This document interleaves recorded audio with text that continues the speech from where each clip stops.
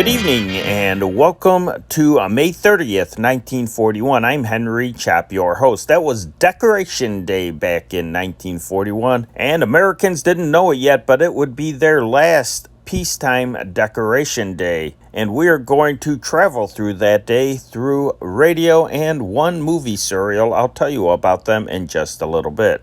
If you enjoy the content of this channel, not only subscribe, but please donate to its upkeep. Because of the vintage radio, music, and films that we share, this channel does not qualify for YouTube monetization. Help motivate us to consistently post this wonderful content. We like to think that this channel is more interesting and entertaining than any other World War II channel on YouTube. Help us keep going by donating. In the expanded description section to this video, you will find two links for which to donate. One is for PayPal and the other is for a GoFundMe. If the GoFundMe link is outdated on this video, go to this channel's description or our latest video where you will find an updated link. Any little bit helps.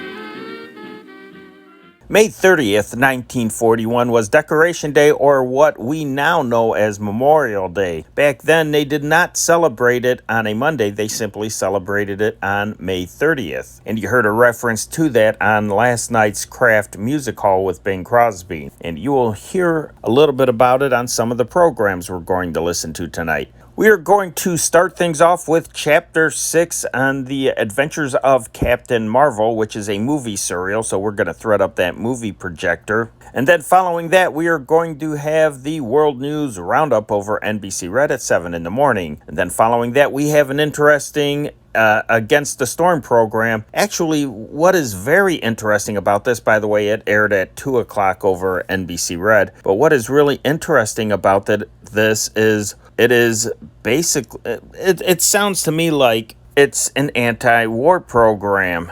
So while many radio programs are starting to get the country in a patriotic mood, and while the government propaganda machine, as was seen last night on Speaking of Liberty, was trying to put Americans in a frame of mind, this Against the Storm program kind of takes the opposite point of view. While not really, well, I guess it's sort of direct, actually. It's a very interesting program. And in a way, it's refreshing to have this point of view amongst all this other stuff that's going on. Against the Storm aired at 2 o'clock. At 2:15, we're going to tune the dial over to CBS for The Goldbergs. And then following The Goldbergs at 2:45, we're going to go back over to NBC Red again for Vic and Sade. And then following Vic and Sade, we have a movie trailer for the film Sunny, which features a lot of Jerome Kern songs. And then following Sunny at 5:30 over NBC Blue, we have Lum and Abner once again. And then at 7:15 in the evening, a syndicated program, The Adventures of Superman. Now, this syndicated program aired over WGN in Chicago, which was the Mutual outlet. And we're going to stay on Mutuals right after Superman at 7:30 in the evening. So you're going to hear this exactly as people in Chicago would have heard it. Right after Superman was the Lone Ranger at 7:30. And the episode tonight is Sheriff Red in Seymour City. I wonder if he was a communist, Sheriff Red. And back in 1941, if you did not want to listen to The Lone Ranger, you can always put it on NBC Red for Information Please, which aired directly against in competition with The Lone Ranger at 7:30 in the evening. And their guest tonight is Cornelia, Otis Skinner, and Jan Struther. And at 8 o'clock, also on NBC Red, so you're going to hear this exactly as it was heard on the radio. So, yeah, if you would have kept the dial on NBC, you would hear Waltz Time with Abe Lyman and the Orchestra. And that is how we are going to close it out tonight. Some great radio. Right now, let's thread that movie projector. I have the white sheet up on the wall. My wife is mad at me for bringing all this junk into the living room to watch this stuff. We got a little bit of popcorn here, and let's give this stuff a listen.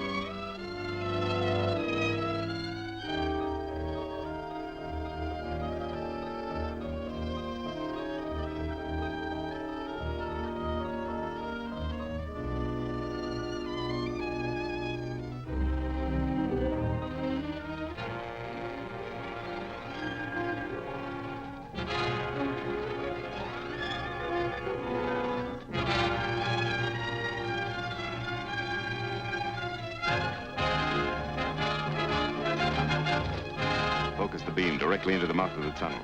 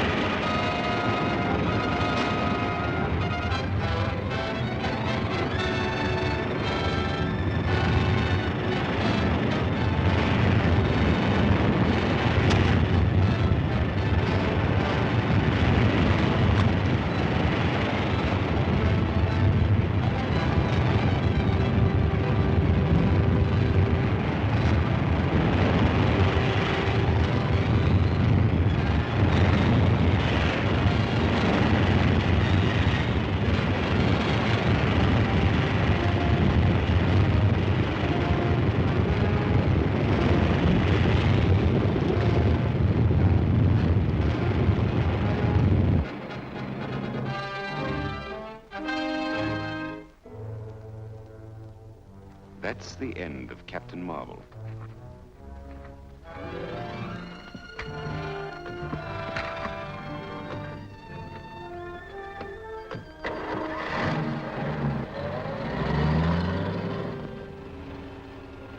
Now that Captain Marvel is out of our way, we should have no difficulty in getting the rest of the lenses. It'd be a cinch if we only knew where they were. I expect to find that out very soon. Furthermore, after the meeting this afternoon, no one will ever suspect that I was one of the Malcolm expedition when the lenses were found in the tomb of the Scorpion.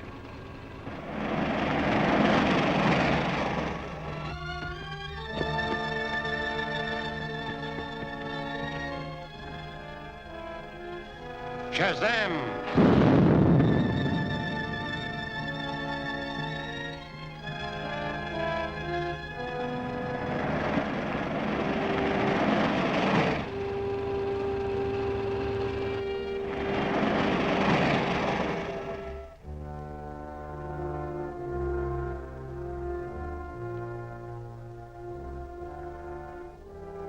It's a message from the Scorpion. Operator, can you trace that call?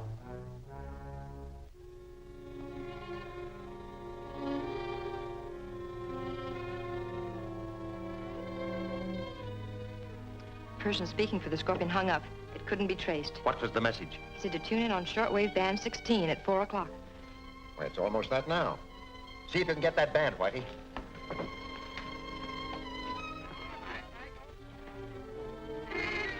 This is the Scorpion, speaking to the members of the Malcolm Scientific Expedition. I am now reporting that I have obtained all the lenses I seek but one. Our lenses? Why, he must have robbed... Therefore, I am warning all the members of that group to try in no way to recover the lenses or to interfere with me in obtaining the last one. It will mean death. I can hardly believe it.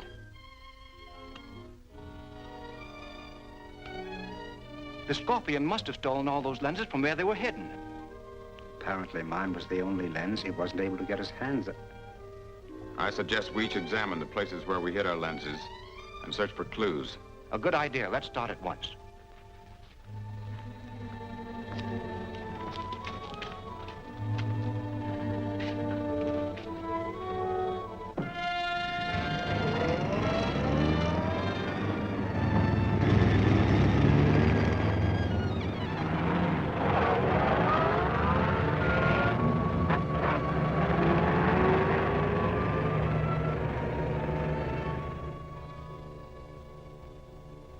I sure wish Billy would show up. So do I. Boy, am I glad you got here. Where are Mr. Malcolm and the others? I thought there was a meeting scheduled today. Well, there was. Well, we had a radio message from the Scorpion saying that he had all the lenses but one. And Mr. Fisher and Mr. Bentley rushed away to see if the Scorpion left any clues. I don't understand it. I'm sure the Scorpion is one of this group. That must be a trick of some kind. but I don't see why he would. I get it. The Scorpion sent that message so the men would rush right to the place their lenses were hidden. You mean the lenses might not have been stolen? Exactly. That was a trick to make them reveal the hiding places. Now, Whitey, we gotta get moving. I'm heading for Bentley's, and you drive over to Warren Fisher. I'll meet you there later. So long, Betty.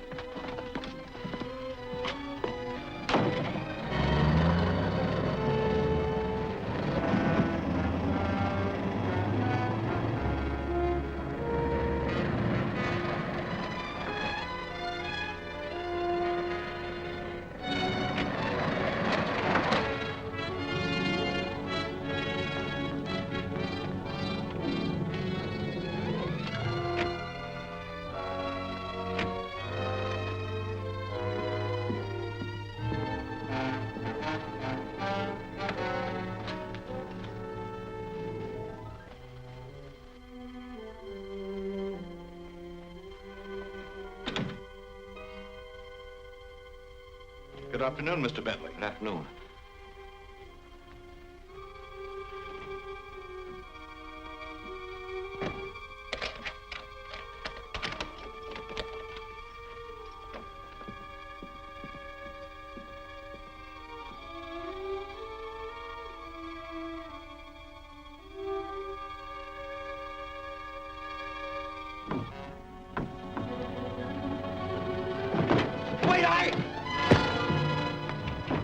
That lens must be here.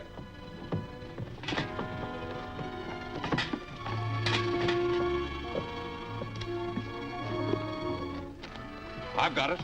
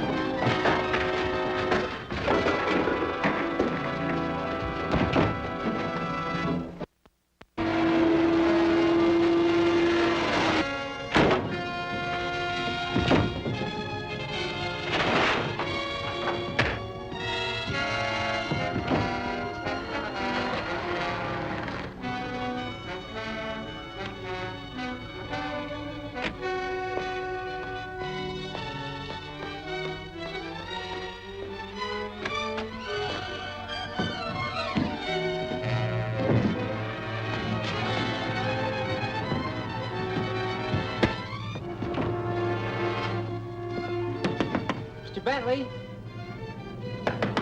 Mr. Bentley?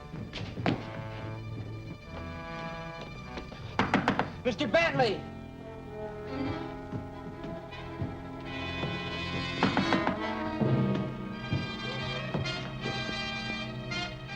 Shazam!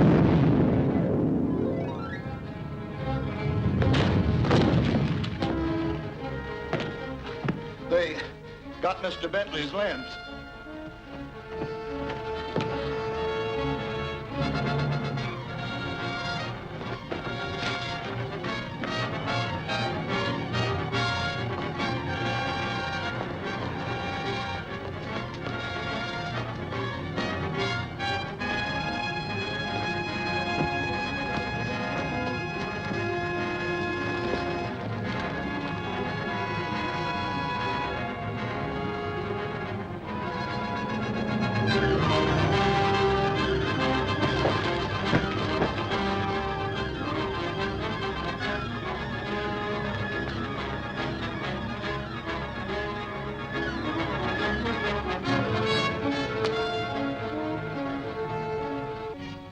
Where's Mr. Bentley?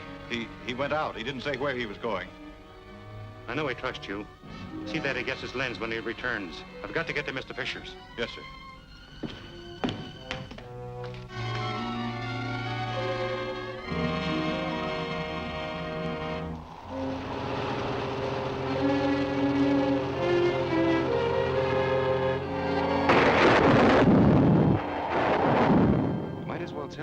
lens is hidden, Fisher.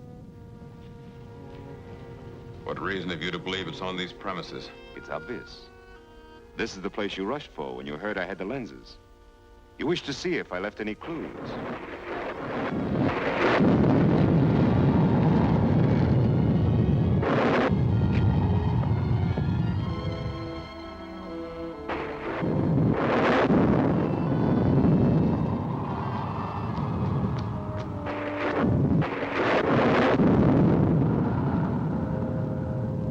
Very well. I'll show you.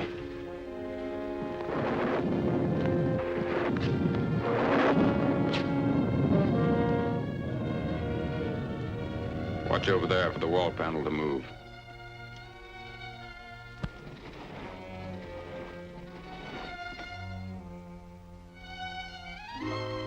Get it.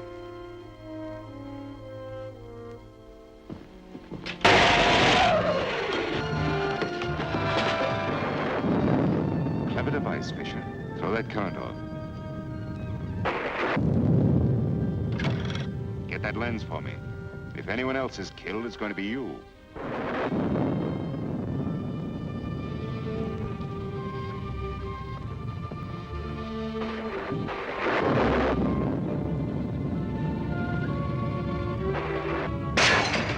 Drop that gun!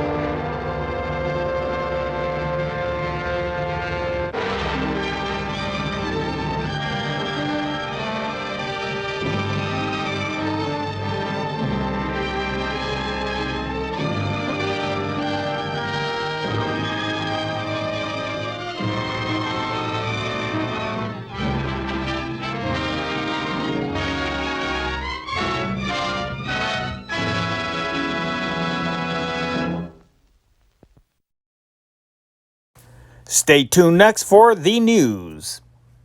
Good morning, everybody. Today, Memorial Day here at home, is the 635th day of war in the Old World. This morning, our staff of radio reporters in Germany and England bring you up to date on the news of the war in those countries. First, go ahead, Berlin. Hello, NBC. This is Charles Lonius in Berlin.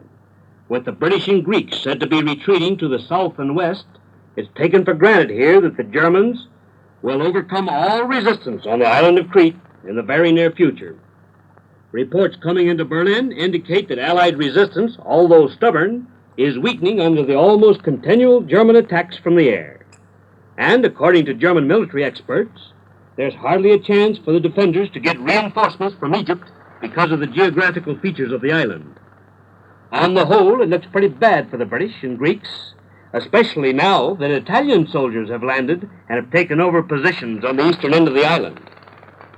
The latest reports here are that German Stukas have sunk 2 more British destroyers off Crete. So far, there's no details of this aero-naval action. It's also said that the German Air Force is carrying out a fierce attack from the air on retreating British troops in the mountains near Timbuktu. The bombardment is described as intense and constant, with a large number of German planes, including Stukas, fighters, and many other types taking part. The British are said to have suffered heavy losses. At Candia, on the northern coast of Crete, which the Germans are reported to have captured last night, retreat seems to have been cut off to the Allies. Today it's said that 700 prisoners were taken, as well as large quantities of booty and war material. Now here's some news on Max Schmeling, the parachuting ex-world's heavyweight boxing champion. An authoritative source here said today that Schmeling is not dead, as has been reported, but that he's in a hospital, presumably a field hospital in Crete, suffering from a light attack of tropical illness. Schmeling was one of the first German parachutists to land on Crete. His story is that he landed with the parachute group which had the job of taking a coastal road. His unit was fired on by a group of Greek irregulars led by British officers, and according to Schmeling, the fight was hard and long. Then he said he was cut off from the main body of the troops and wandered about the country for a full half day before he finally made contact with other German attackers. It was after that he went to the hospital. Schmeling is reported to have said that the German threat of reprisals against the British for the mistreatment of German parachutists was justified. He claims that many German soldiers were the victims of illegal methods of warfare. The latest news we have from North Africa is that German and Italian artillery are engaged in an intense cannonading of the besieged British stronghold at Tobruk. The Germans say that they exploded another British ammunition dump there. There were no British planes over Germany last night, but the Germans say that they continued to arrest shipping around England. Off the northern tip of Scotland, long-distance German bombers get credit for sinking another British merchant ship of about 4,000 tons. A second cargo vessel is said to have been hit by a bomb in the same sea area. Other German bombers attacked English harbors along the southwest coast.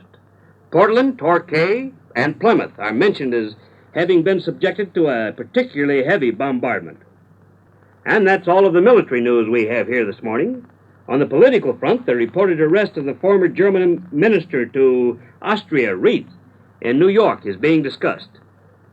On the Wilhelmstrasse today, it was said that there's no official report of the arrest here, but that the government has requested the German embassy in Washington to make inquiries into the matter. An official said that Rieth had given up his post 7 years ago and now has no official connection with the German government.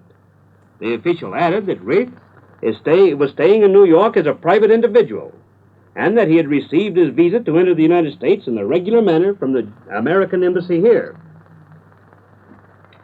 Here in Berlin, new food regulations have been ordered. From June 9th on, Berlin butchers must close their shops on Mondays. This decree, ordered by the Berlin police president, won't cause much of a hardship on the people, it's said, because as a rule, very little meat is bought on Mondays. At the same time, it's stated that the closing will enable butchers and their employees more time for recreation. All Berlin food shops will remain closed a half an hour longer at noon. This means that instead of the usual 2-hour lunch period, the midday will now last 2.5 hours. Other new regulations affect diners and restaurants and hotels. Starting on June 4th, no meat dishes calling for 150 grams, that's about 5 ounces, of meat will be allowed. 2 meat dishes With 100 grams, about 3 1/3 ounces of meat will be allowed on the menu, and the rest must require only 50 grams, about 1 2/3 ounces of meat. No restaurant can serve more than 4 meat plates on the days meat is allowed on the menu. All 4 of these dishes must be of a very simple kind. This is Charles Lanius in Berlin. I now return you to NBC in New York. Charles Lanius is a member of our specialized staff of American radio reporters keeping you abreast of events in the Reich. Next this morning, a member of our staff in England gives you the latest news in the British Isles. Go ahead, London. This is John McVeigh in London. Bombs in the south coast that caused neither damage nor casualties were the only signs of air activity over Britain last night. London had its 19th quiet night in succession. Air experts here say that the long spell of bad weather is responsible for the lull in bad raids. Military circles in London today admit that there is no improvement in the critical Crete situation. Communications are difficult. Military people here don't confirm the latest German claims, but on the other hand, they're not necessarily untrue. The British say that an unduly optimistic view of British reinforcements for Crete can't be taken. In simpler language, the British haven't been able to send many men to Crete, and it doesn't look as though the British troops now there can expect much help. In Abyssinia, the Italians are retreating on Gondar after evacuating Deverett, a point 50 miles north of Gondar. In Iraq, the British are closing in on Baghdad. One British mobile force is 5 miles northwest of the city, and another stronger force is 8 miles to the west. The British advance has been held up by flooding carried out by the Rashid Ali forces. An act of heroism by an Australian war correspondent, well known to most American and British war correspondents in Britain, is featured in the British press today. The correspondent, Ronald Monson of the Australian Consolidated Press, was with an advance party of British troops west of Baghdad who were repairing a bridge. Rashid Ali troops opened fire on the party who had to retreat. One Britisher was wounded and left behind. Monson dove in the river and under continual rifle fire from the Iraqi, swam more than a quarter of a mile, dragging the wounded soldier in the water and swam back with him to safety. The war correspondent was warmly thanked by officers and men of the Wounded Soldiers Regiment. Americans in London are observing Memorial Day today with special church services. Mr. Herschel Johnson, the American minister deputizing for Mr. Wynant, will lay a wreath on the tomb of the unknown soldier in Westminster Abbey. American Legion officials will decorate the cenotaph in Whitehall, and American women will lay a wreath on the statue of Abraham Lincoln. How uneasy is the hold of the Germans on occupied countries is emphasized in reports published in London today. The reports come from Holland and Norway, 2 countries whose spirits the Germans haven't been able to break, and Poland, where the German Gestapo has stopped at nothing to crush any sign of revolt.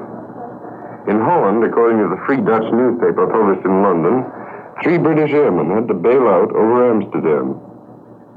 The men vanished in spite of an intensive German search and the offer of rewards for news of the British flyers. The next news of the men was a Dutch broadcast from Britain, telling Amsterdam friends of the 3 airmen that they were at home safe and well and would be back over Holland soon. In Norway, all theaters in Oslo have been closed as the result of a strike by Norwegian actors who supported several of their fellows who had been persecuted for refusing to broadcast over the German-controlled radio.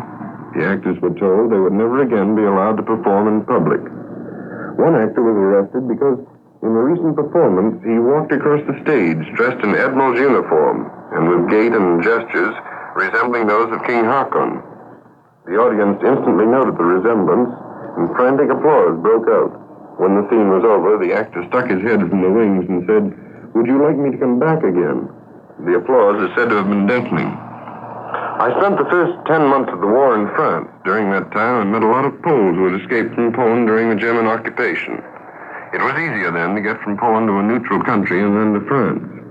They told us some pretty frightful things about what was happening in Poland, but most American and British correspondents knew that most of what they said couldn't be printed or broadcast at home, and anyway, Americans wouldn't have believed it.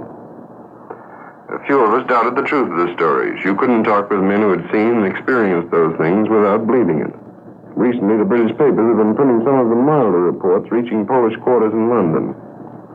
For instance, in one Warsaw suburb, when the Gestapo suspected a secret printing press, the police surrounded the house they suspected, threw several hand grenades through the windows, forced the front door, and immediately opened fire with a machine gun on the occupants. 2 men were killed, and a woman died later. This is John McBain in London, returning you to the National Broadcasting Company in New York.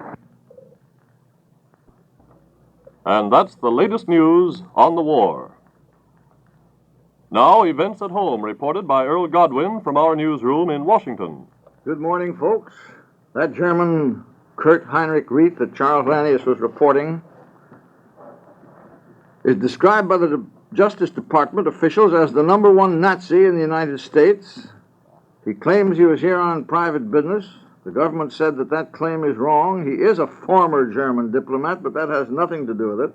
There are indications here of suspicions that he has been interested in other activities calculated to further the Nazis' interest and to hinder this country's aid to Britain policy. And I guess that's plain enough. And those of you who know Washington remember the tall, stately pillars of the home of Robert E. Lee on the Green Hill in Arlington, in Virginia, across the Potomac River. That former really great home is now Arlington Cemetery, where rest thousands of our soldier dead, the many known dead and hundreds unknown dead.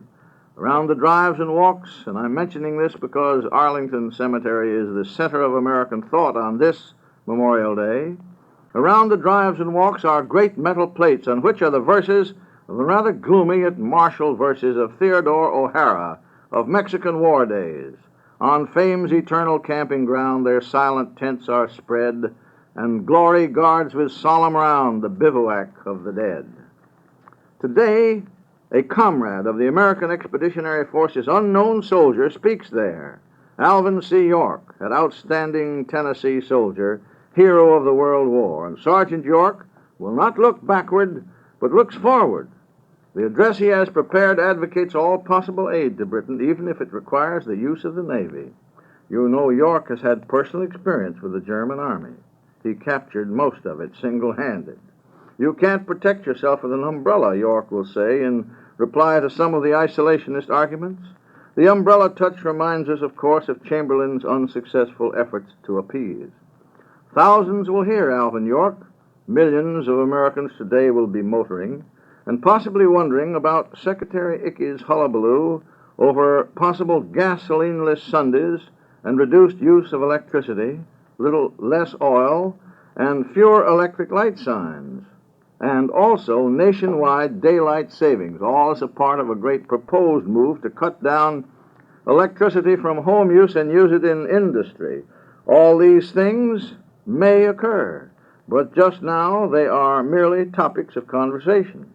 And a tremendous amount of arranging will have to be gone through with before the great American beer and hot dog joint, for instance, can be forced to cut down the juice in its neon sign. But one way of accomplishing this lights out for defense and the blackout of the neons would be merely by voluntary cooperation.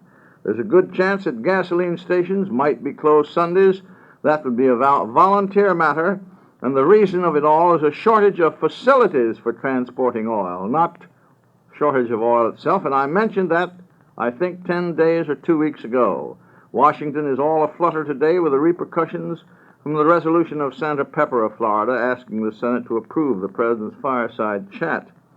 Others were not ready to start a Senate fight on that. Administration leaders successfully urged Pepper to let his resolution be tabled. The administration's Senate friends advised against controversy over a speech which spoke for itself, they said. But of course, if that resolution or the subject matter of the president's fireside chat becomes a subject of Senate discussion, you know there's going to be a field day, and that's all from Washington at this time. In celebrating this national holiday, be sure to have your radio turned on wherever you are, for this station will bring you both good entertainment and first reports of world events. This is the National Broadcasting Company.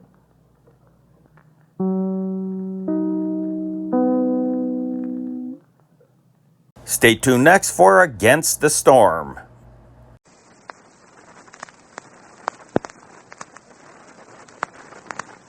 Against the Storm.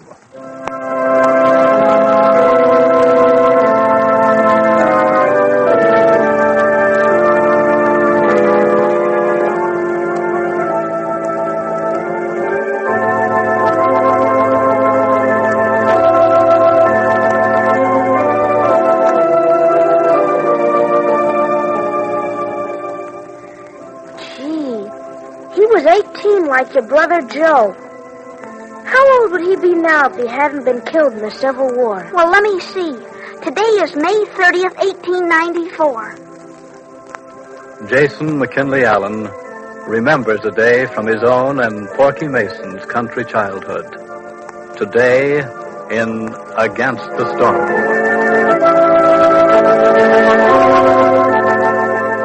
We bring you another chapter of Against the Storm, written by Sandra Michael and presented by the makers of Ivory.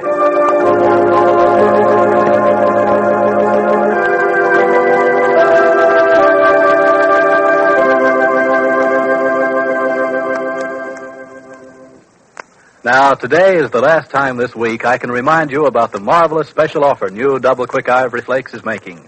So please jot down on your calendar that today's the day to send in your order. Now listen, we're offering you a wonderful opportunity to get a pair of beautiful Boulevard brand pure silk crepe stockings at a truly tremendous saving. Yes, and we've selected these fine three-thread crepe stockings with an eye to all the new fashion points, an eye to long-wearing qualities and beauty, too. They're full-fashioned, all silk from top to toe, and made by a famous hosiery maker. They're knit inside out, so you get that wonderful smooth dull finish on the outside. Now, that dull finish makes these stockings very flattering to wear. And the color, it's called Tiara, a lovely suntan shade that goes with every color in the rainbow. And now about long wear. Well, listen, these stockings have a heel and foot that are designed in a different way. No side seams where a mean little run so often start. And say, if you'll remember to take care of these stockings with new Double Quick Ivory Flakes every night, well, it'll help you get wonderfully long wear. Lady, are you going to be thrilled when you see these stockings? Why, women just rave about them. We showed them to hundreds of women, and most of them said they thought these stockings were worth at least half again as much as we're asking. In fact, dozens of them said they thought they should cost $1 or more. Oh, but look, here's how easily and thriftily you can get 1, 2, or 3 pairs of these Boulevard brand stockings for yourself. For each pair you want, simply send 50 cents and 1 Ivory Flakes box top, either size. Address Ivory Flakes, Cincinnati, Ohio. Stockings come in sizes 8.5 to 11, and be sure to include your stocking size. Remember, simply send 50 cents with your name and address and 1 Ivory Flakes box top to Ivory Flakes, Cincinnati, Ohio. Allow about 2 weeks for delivery. And hurry, friends, because this offer is limited. Good in the United States only.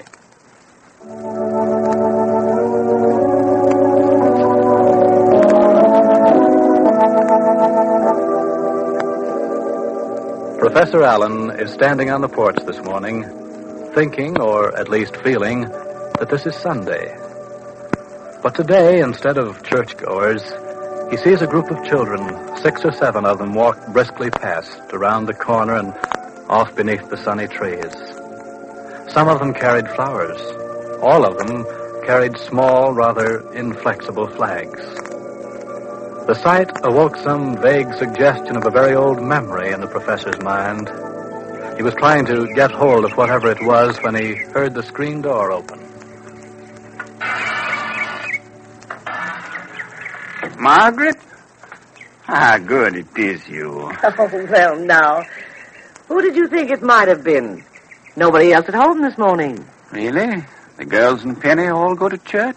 No, they've gone to the song festival at the Soldiers' Home. Song festival? Oh, my word, I was thinking this was Sunday. Seems like it. But it's Memorial Day. Memorial Day, of course. That's what those children reminded me of. What children? Oh, a group of youngsters went by here a minute ago. Flowers and flags. I suppose they were going out to the cemetery. No doubt. I knew they reminded me of something of my own childhood. One very particular day when Porky Mason and I brought flowers and flags out to the Civil War graves in the country cemetery at home. Goodness, Margaret, I can see that old place so clearly. A gentle slope of ground to the south of the church, with big old trees here and there, and the gravestones leaning a little this way and that, as if to make themselves more comfortable. It was really a very pleasant place, friendly and peaceful. Porky and I enjoyed sitting there talking that day. It was one of those warm, cool days, you know. Very much like today, I imagine. And there were irises in the bouquets and bleeding hearts, and perhaps a few early peonies. There were. And we had quite a time there at the church, running back and forth to the pump and down to the veterans' graves, filling vases and matching them up to be sure the bouquets were all fair and equal. When we were all finished, we sat down to rest in the shade.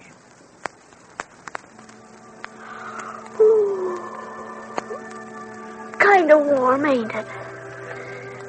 You're kind of fat. I guess that's why you get warm when you work, Porky. Yeah, I guess. I don't care, though.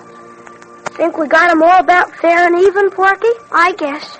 I put an extra peony on that one over there, though, Jason. Seems kind of lonesome out there in the corner by himself. Looks that way. But I don't think you're lonesome when you're dead. Well, gee, I would be. Nobody to go fishing with and nobody to talk to. Well, if you're in heaven... Yeah. Uh-huh. What? Well, I'd rather be alive, though. Me too.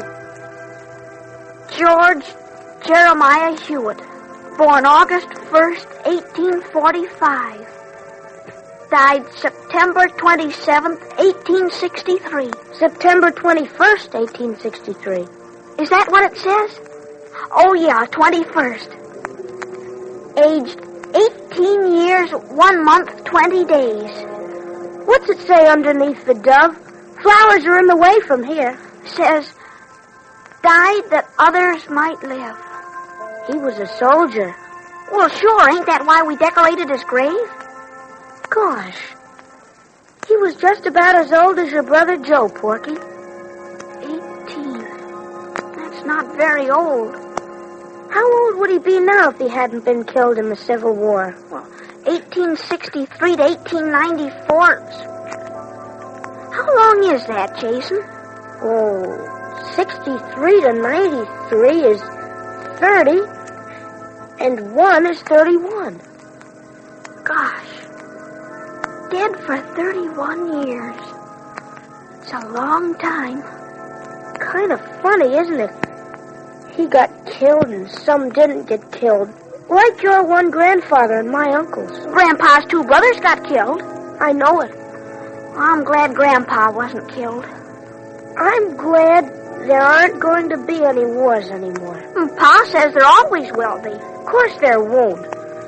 Don't do any good to kill people, Porky. And it's a sin, too. Can you imagine shooting anybody? Course not. Why should I shoot anybody? You have to in a war.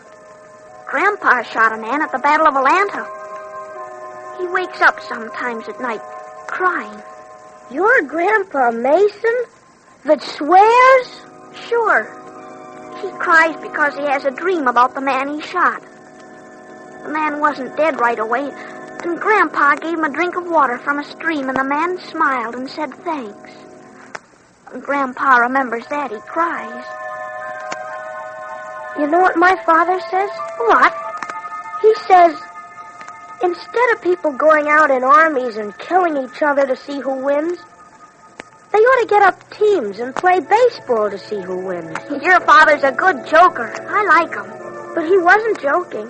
He means it.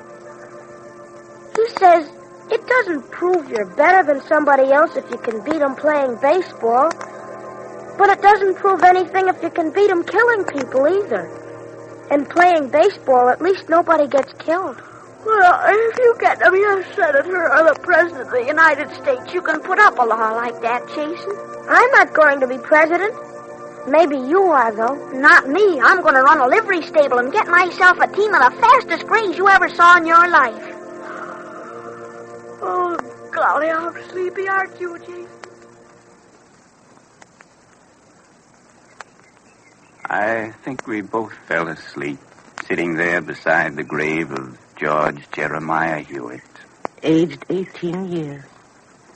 Died that others might live. Oh, Jason. And your beloved friend, Porky? Poor old Porky. He got his livery stable all right and turned it into a garage eventually. And in 1917, he died in France. That democracy might live. Did he have any children? Porky? Yes, boy. I suppose he must be 26, 27 years old. What would you say now if Porky could tell you over again, there'll always be war? I'd say what I said then, with more conviction, Margaret. It's just as absurd to say that wars have to be as it would have been to say we'll always burn witches at the stake. Heaven knows we still do our share of a different kind of witch burning, but we do less of that than we used to, too. It may be that man's fellow feeling has been slower to develop than his mechanical and scientific skill, but we're learning. I hope we are, Jason. Be sure of it. A new world, a younger world should come. A younger world. That's what we need, isn't it? The honest vision of childhood. The same kind of unspoiled vision you and Porky had, looking at the follies of the world from a country graveyard. Sitting among the young dead who never should have died as they did. Oh, Jason. And then, perhaps someday that inscription really will come true. In a sad, paradoxical, roundabout way. They died that others might live.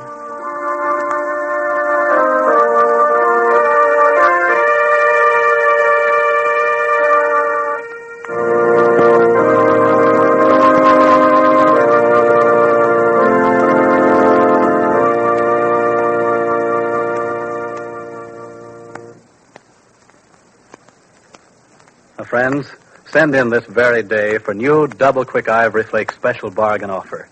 We offer you one pair or several pairs of beautiful Boulevard brand crepe silk stockings at a marvelous saving.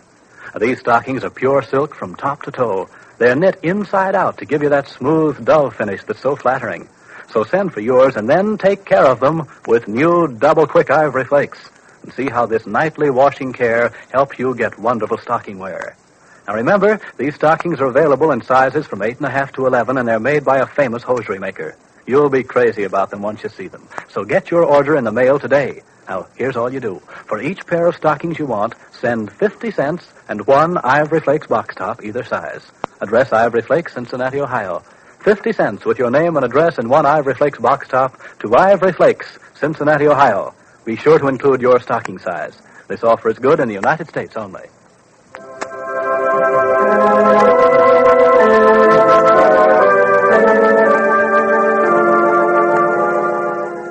Monday, Peter Alden, the young subject of all of Christie's and Philip's discussions, appears to his real father, but in an unusual dream.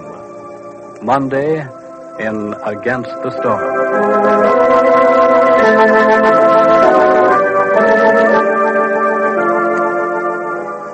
This is Richard Stark, wishing you a pleasant weekend for Procter & Gamble, the makers of ivory.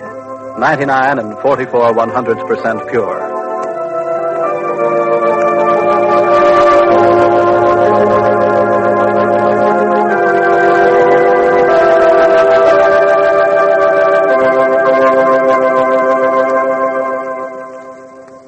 Stay tuned next for The Goldbergs.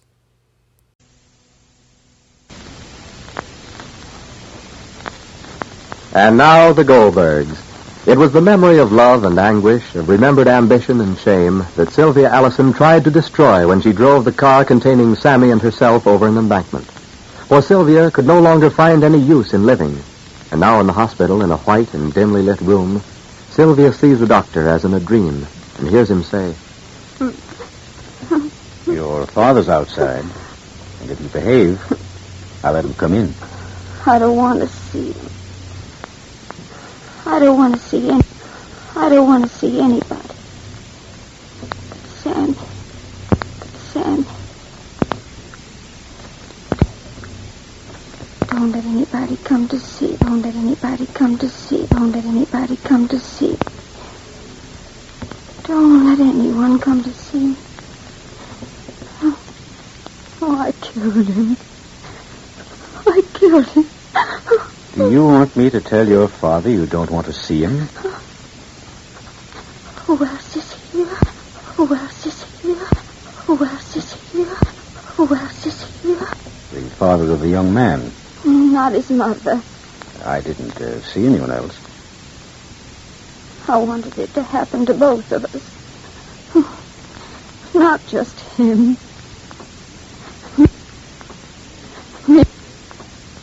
You want me to tell your father you don't... I wanted it to happen to both of us. Not just him. Me too. Now, you're going to be all right. I don't want to be all right. I want Sammy to be all right. I want Sammy to be all right. I want Sammy to be all right. I wish I were dead. You don't know what you wish. Would you like to go to sleep? No. No. I want to see Sammy. You can't. I want to see Sammy. You can't. I want to see Sammy. You can't now. No one can. I don't want to sleep. Then you'll have to lie quietly. Oh. Put your head back. No. I'll go on. Please. I'll go on. Please. He won't die, will he? It's no use thinking and talking of that. Just lie quietly. I'll give you something and you'll... I won't take it. I won't take anything. I want to see. I want to hear it. Take me to him. Take me to Sammy. You're going to make yourself very ill if you keep on this I'll way. be quiet if you let me alone. Perhaps you'll feel better if you saw your father. You'll feel better if you saw your father. You'll feel better if you saw your father. You'll feel better if you saw your father. You'll feel better if you saw your father. I hate him. Miss Allison. I don't know what I'm saying. I don't know anything. Doctor, don't leave me. I don't want to be left alone. Don't leave me, Doctor.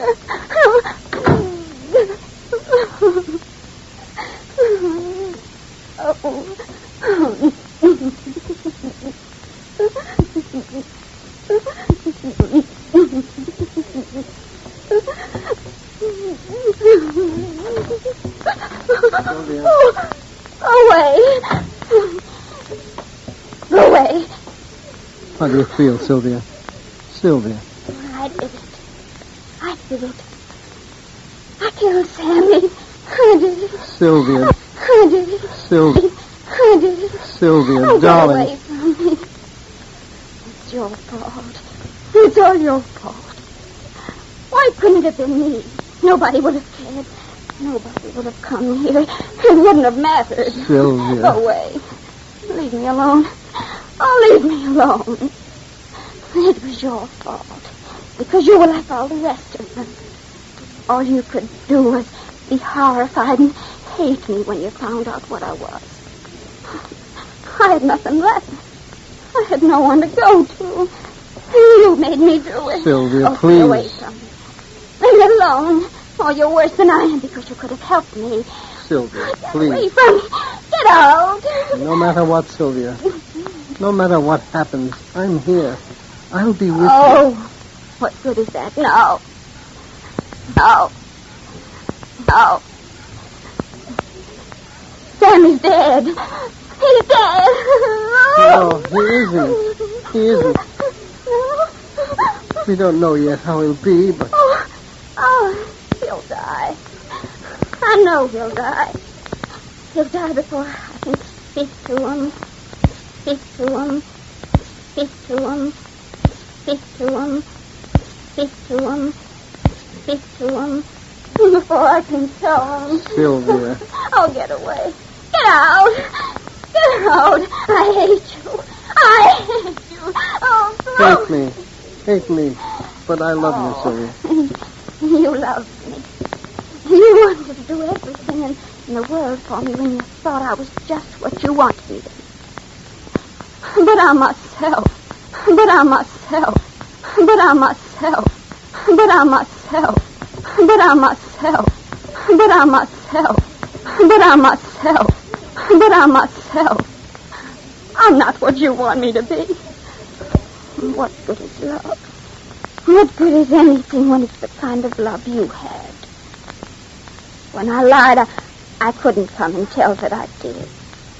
When I was false and rotten and miserable, I had no one to turn to. Each thing I did made me do worse things to cover up. Because I was afraid of you. I was afraid of you and your money. All my life you promised to do it. You promised to give it or take it away.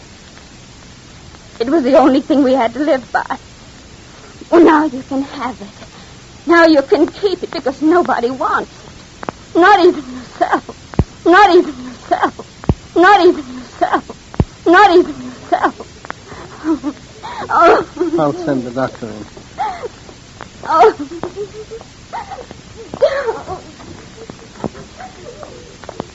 Doctor.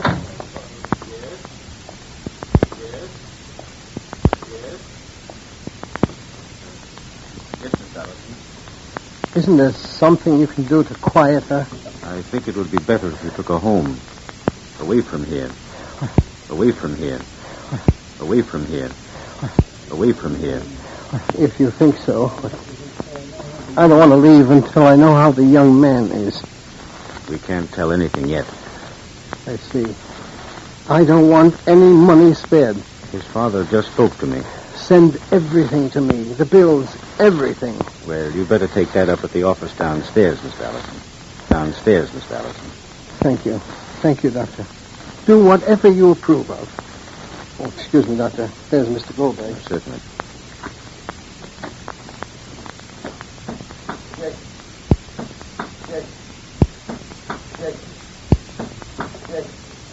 Yes, I just spoke to the doctor. He's in there. He's in the next room. You can speak to him yourself if you like to. Yes, Doctor. We're doing all we can, Mr. Goldberg. You see that. Yes. Thank you. I just told the doctor not to spare any expense. Thank you. Well, Doctor, do you think... Why don't you go down to the end of the corridor? There's a little reception room. Just sit down and we'll call you when we want you. Doctor, are you going to see my daughter? Yes. Thank you. What did they tell you, Allison? Just what they told you, Jake. You didn't see Sammy? Huh? No. Then you don't know. Mrs. Goldberg has to know. Allison, I have to call her. I mustn't wait. Oh, Jake. Oh, Jake. Oh, Jake. Oh, Jake. Oh, Jake. Oh, Jake. I'll drive home. That'll be better than calling. Come, Jake. You never had a son. A girl and a boy. That was my wealth.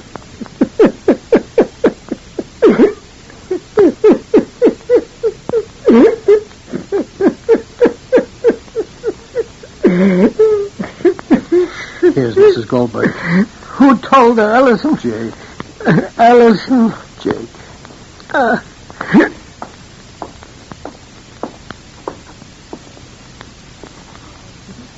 Jake.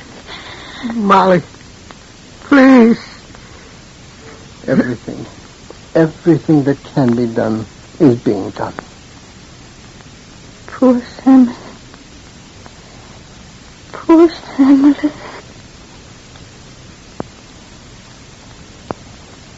The long, quiet halls echo the footsteps of the nurses, the quiet tread of a doctor making his rounds. Behind each door are people like ourselves, suddenly different and strange. And there, too, lies Sammy. His family sits about, feeling stupid and strange and helpless, waiting, while Sylvia's mind is whirling with dreams and thoughts and sudden cries. Has she solved her problem and Sammy's, now in this way? Stay tuned next for Vic and Sade. Radio's home, folks. Vic and Sade. Oh, boy, what a day for a picnic. Just look at that old ocean rolling in there. Bill, be careful. Huh? You'll get sand in the cake. Oh, gee, Ann, I'm sorry. Say, what kind did you make? Coconut marshmallow. See, it's 3 layers. Yeah, golly, it looks good. Can I snitch a taste before the others get back? Yes, but just a little one now. Okay. Gosh, you're a whiz, Ann. No wonder you're always elected to bring the cake on a picnic. You make the best cakes I ever tasted. They're light as a feather. You know, Ann may only be a youngster, but she's put many a seasoned housewife to shame with those lighter cakes she bakes. That's because Ann has found out about new Sure Mix Crisco. And you know, she tells everybody that this new Crisco is what makes her cakes lighter. But some folks find it hard to believe that a shortening can make much difference in the lightness of a cake. You see, they don't realize that Sure Mix Crisco is a different kind of shortening, that it's made by a special process not used in a single other shortening you can buy. Actually, we don't know of another shortening that can make your cakes as light as Crisco. That's a fact, because this new Crisco is what we call an active blender. Why, it's downright amazing to watch the way Crisco reaches out and mixes your flour and eggs and milk together. Notice how completely Crisco blends them. You get the smoothest cake batter you ever poured into a cake tin. A satin smooth cake batter, and you get lighter cakes. If you want lighter cakes, it's purely up to you. Crisco is waiting to give them to you. Make your favorite cake. Use the same recipe, the same ingredients you always have. Change nothing but your shortening. This time, use the new Sure Mix Crisco. The cake you take out of your oven will show you that Crisco gives you lighter cakes than any other shortening.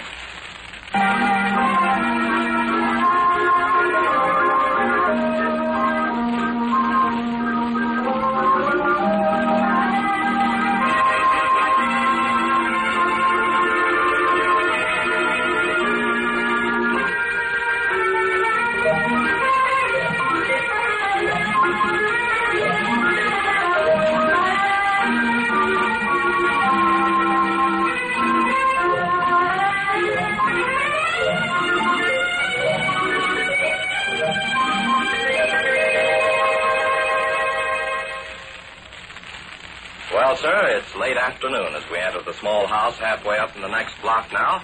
And here in the living room, we find Mr. Victor Cook and young Mr. Rush Cook. The former has just arrived home from the office and is listening with great absorption to a recital of recent events as narrated by his son. He said these 5 fellas in Hunkerman, Maine were very anxious to meet you. He said they'd all be greatly honored if you'd make the trip. Where was McDancy telephoning from? Well, I don't know. East Brain, Oregon, I suppose. Ain't that where he lives? Yeah. It was a long-distance call, I know. How could you tell? When I picked up the receiver, somebody asked if this was the Cook residence, and I said yes, and then they said, here's your party. Uh-huh. That proves it's long distance. Uh-huh. I expect we talked 5 minutes or better. I even took notes. Here's a list of the 5 fellas that are so anxious to meet you. Why do they want to meet me? They've heard so much about you. Where did they hear so much about me? Mr. McDancy never said. Well, I can't make head or tails to this. Well, here's the 5 names. Ollie J. York, B. Donald Gix, Q.L. Cunningham, T.S. Slank, and Urquhart Pugh Urquhart. Never heard of a darn one of them. According to Mr. McDancy, they'd all give their shirt off their back to shake you by the hand and make your acquaintance. Hi. Everybody home? Yeah. When's McDancy want me to make this trip? September 20th. You say anything about expenses? Yes. He said you'd have to pay him yourself. Whoa, thunder. Hi, ho, people. Greetings, Mom. Hello, say. Hello. You want to hear some wild, crazy little gossip? Yeah. I've been over to Miss Donahue's just now. The story she had to tell on Miss Elders. You'll throw your shoes over the People's Bank building. I'm about to do that anyway. Why? What's the matter? Hippopotamus here just had a long-distance telephone call from Homer U. McDancy. The Oregon fellow? Yeah. I don't know whether he was calling from Oregon or not. Operator never said. But it was long distance, okay. What do you want? Wanted me to travel to Hunkerman, Maine and meet some chums of his. What for? Just to be meeting them, I guess. Describe the conversation, George. Well, I was sitting here looking over the 3rd Lieutenant Stanley book I borrowed off from Vernon Piggles. It starts out very interesting. Seems Lady Margaret and 3rd Lieutenant Stanley are in the power of a gang of counterfeit and deep-sea doctors. We don't want a book report, Alice. Please skip the literary embroidery and get down to it. Phone rang. I rose from my chair to answer it, thinking it was Bluetooth Johnson or Leland Richards or Rooster Davis or Leroy Snow. Okay, friend. I'll take over. Homer U. McDancy was on the wire. He tried to reach Smith's office, and I wasn't there, so he called home. Not finding me at home either, he left his message with Stone Brews. And his message, from what I gather, is that he'd like to have me travel to Hunkerman, Maine and meet these 5 pals of his. Who are they? Read them off, Laura. Ollie J. York, V. Donald Gix, Q.L. Cunningham, T.S. Slank, and Urquhart Pugh Urquhart. Well, are they anybody you've met before? No, not a single name is familiar. What's the idea of it? Search me. Well, the idea of it, according to Mr. McDancy, is that these 5 guys are just dying to make Gov's acquaintance. Why? They've heard so much about him. Do they live in Maine? Yeah. Well, how'd they be likely to hear anything about you in Maine? I don't know. Are they lodge fellows? Sacred Stars of the Milky Way guys? No, they're not. They're not? No, because I asked Mr. McDancy. Are they Consolidated Kitchenware Company men? No. You asked McDancy that question, too? Uh-huh. It don't make sense. Certainly don't to me. How'd you get so famous in the state of Maine, Gov? I'd like to know myself. According to Mr. McDancy, these 5 guys are just chewing their fingernails. They're so feverish to make your acquaintance. Well, where in thunder did they hear of me? I never been to Maine. I doubted they could have heard of me through McDancy because he lives in Oregon. I don't think he's ever been either. Of course, if they were Sky Brothers in the Sacred Stars of the Milky Way, they might have read about me in the Lodge magazine. But you say they're not? No, I asked especially. And if they were employed by the Consolidated Kitchenware Company, they might have read about me in the Kitchenware Dealers Quarterly. They're not employed there. Read off those half-wit names again. Ollie J. York, V. Donald Gix, Q.L. No, wait a minute. Read them still slower than that. Ollie J. York, V. Donald Gix, Q.L. Cunningham, T.S. Slank, Urquhart Pugh Urquhart. No. Urquhart is Miss Scott's brother's name. He's not a state of Maine slob, is he? State of Iowa slob. Well, you're not going to go on any such a foolish expedition, are you? I doubt it. What it probably boils down to is Homer U. McDancy is addled in the head like that H.K. Fleaver chum of yours. I'll tell you the funny little gossips about Miss Elders. All right. Craziest business. Her and Miss Call had a quarrel. And here's what happened. They were sitting in Miss Elder's living room. They got in this argument, and the argument got, quite bitter, I guess. Very harsh remarks was exchanged. Well, sir, Miss Elders has a temper that'd choke a horse. She rose from her chair and said, I believe I will get my hat and leave, Miss Call. I feel that quite enough has been said. And she marched out of the room, into the hallway, slammed her hat on her head and went outdoors. I bet you don't catch on to what's comical. There's something comical? Do you catch on to what's comical, Rush? No. She's got up and marched out of her own house. See, it was Miss Elder's living room they were sitting in. Oh. She marched out of her own house. It was excitement, I guess, made her do it. She must have let herself get the impression she was in Miss Call's living room. Anyway, she found herself out on the street with her hat on and no... You know what that Dickens of a Miss Call does? What? Stayed inside. Stayed inside. Oh, for maybe 10 minutes. I think that's the funniest thing I ever heard of. Miss Call told Miss Donahue, and Miss Donahue told me. We just howled. I believe I will get my hat and leave, Miss Call. I feel that quite enough has been said. And she went striding and snorting out of her own house, never realizing.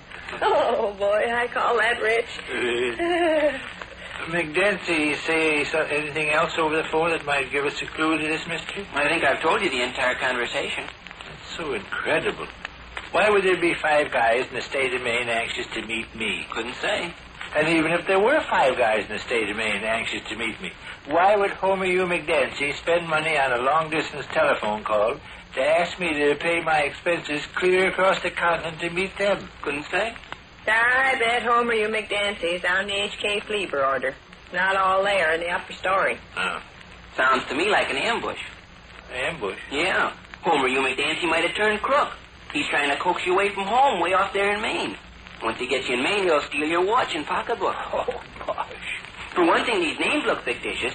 Ollie J. York. I call that fictitious as a horse. B. Donald Gish. Fictitious as a horse. Q.L. Cunningham. Fictitious as a horse. Sure. And also T.S. Slank and Urquhart Pugh Urquhart. Fictitious as a horse. Darn right. Awful funny, huh, Vic, about Miss Elders? Yeah. Found herself out on the sidewalk with no place to go. Got so excited with her quick temper and all, she was under the impression she was marching out of Miss Call's living room. Oh, boy, I call that rich. Yeah. Well, hey, here, I better try out and see about supper. Need groceries from the store, Madam? No, I'll have to investigate the pantry and see. Oh, Better not call off any place till I make certain. okay. I don't suppose there could be 5 guys in the state of Maine that had heard so much about me they wanted to meet me. Huh? You? Gee, I wouldn't know that. No. Huh? Be impossible. Huh? Shucks. Read off the names again. Names the guys that are dying to shake you by the hand and make your personal acquaintance? Yeah. Ollie J. York, V. Donald Gix, Q.L. Cunningham, D.S. Slank, and Urquhart Pugh Urquhart.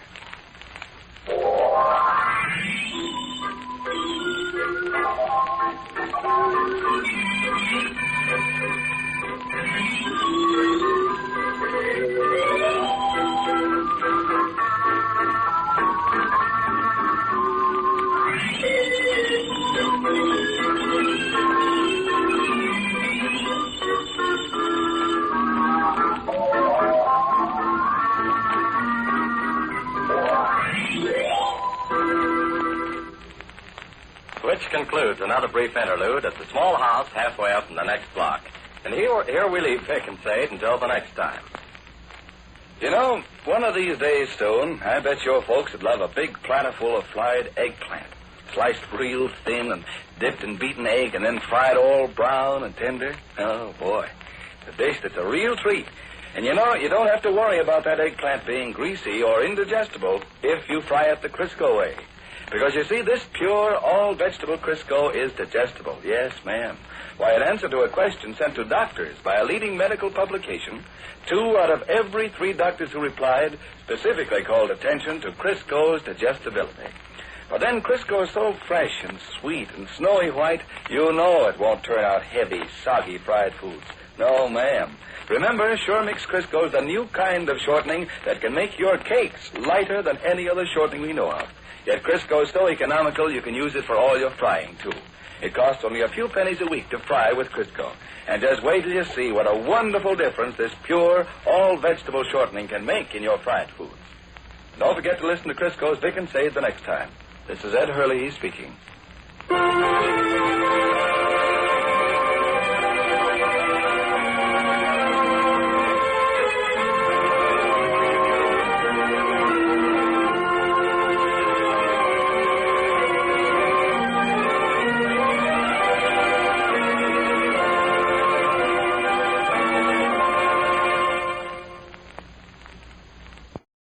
Stay tuned next for a movie trailer.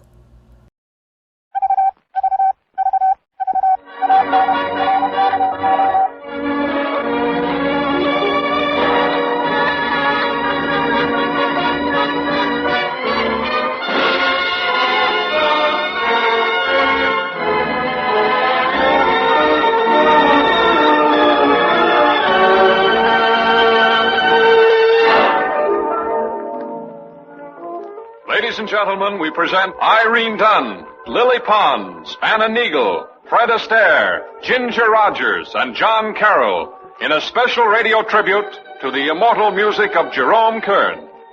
The greatest stars of radio, stage, opera, and the screen join hands in this transcribed broadcast dedicated to America's foremost composer, Jerome Kern, whose hit songs from Roberta, The Cat and the Fiddle, Showboat, Swing Time, Sunny, and many others have thrilled the nation for more than 20 years. Few songs have lingered longer in the hearts of music lovers the world over than Lovely to Look At. You hear it now exactly as Irene Dunn sang it in the screen version of Roberta. Lovely to look at, it's really to hold you carelessly tight. For we're together, the moon is new, and oh, it's lovely to look at you tonight. So lovely to look at, delightful to know, heaven to kiss. A combination like this is quite my most impossible dream come true. Imagine finding a dream like you. You're lovely to look at.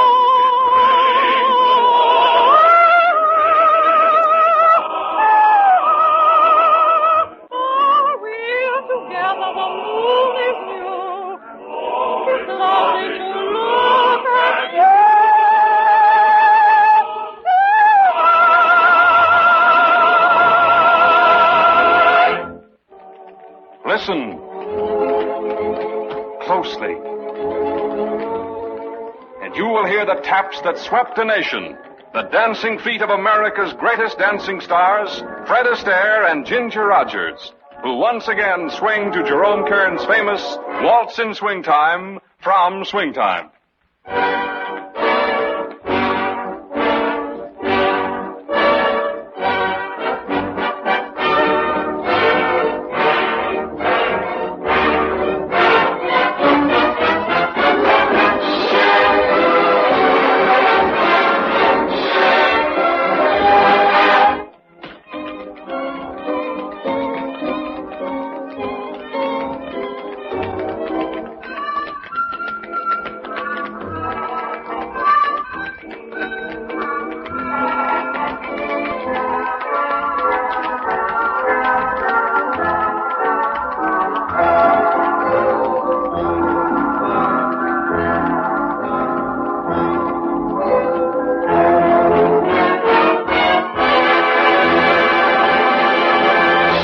Remember the Way You Look Tonight from Jerome Kern's brilliant score Swing Time?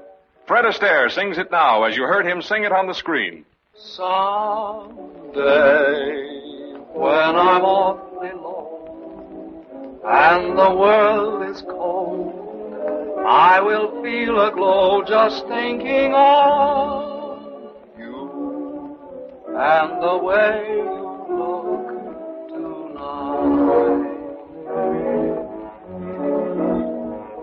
Oh, but you're lovely, with your smile so warm and your cheeks so soft. There is nothing for me but to love you, just the way you look tonight.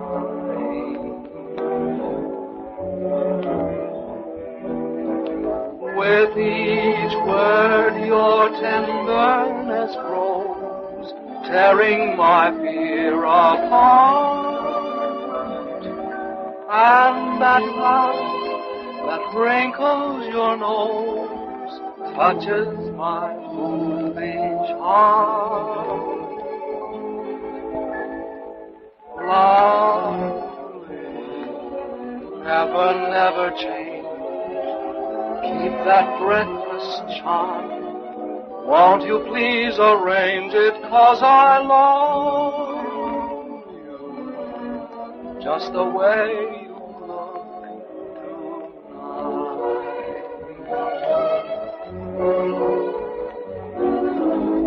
Just the way you look tonight. And now, as her contribution to this medley of Jerome Kern's hits, America's most celebrated opera star, Miss Lily Pond, sings I Dream Too Much. I dream too much, that if I dream too much, I only dream too much.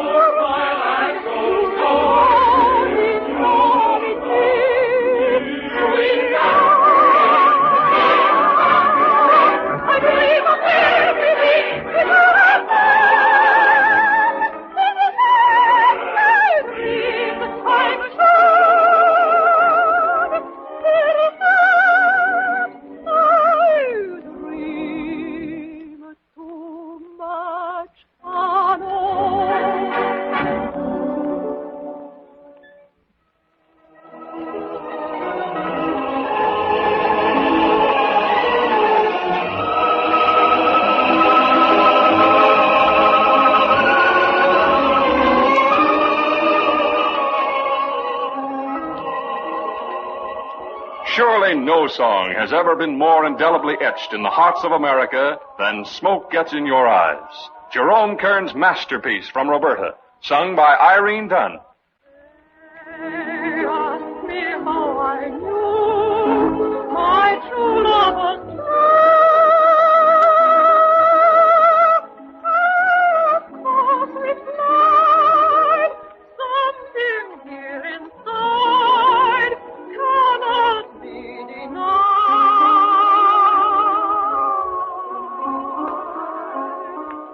They said someday you'll find all for love is blind.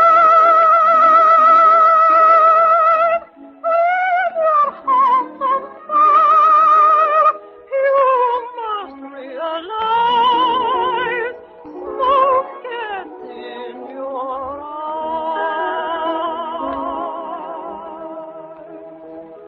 So I chased them as I gaily laughed to think they could doubt my love. Yet today my love has flown away. I am without my love. Now laughing friends deride, tears I cannot hide. I smile and say, when the lovely flame dies, smoke gets in your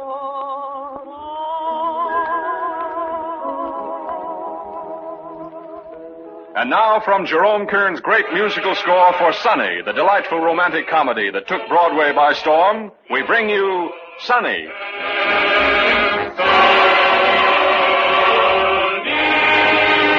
Leave the breezes there, sunny. Let your stocking fall down, for shocking the town is all that you do.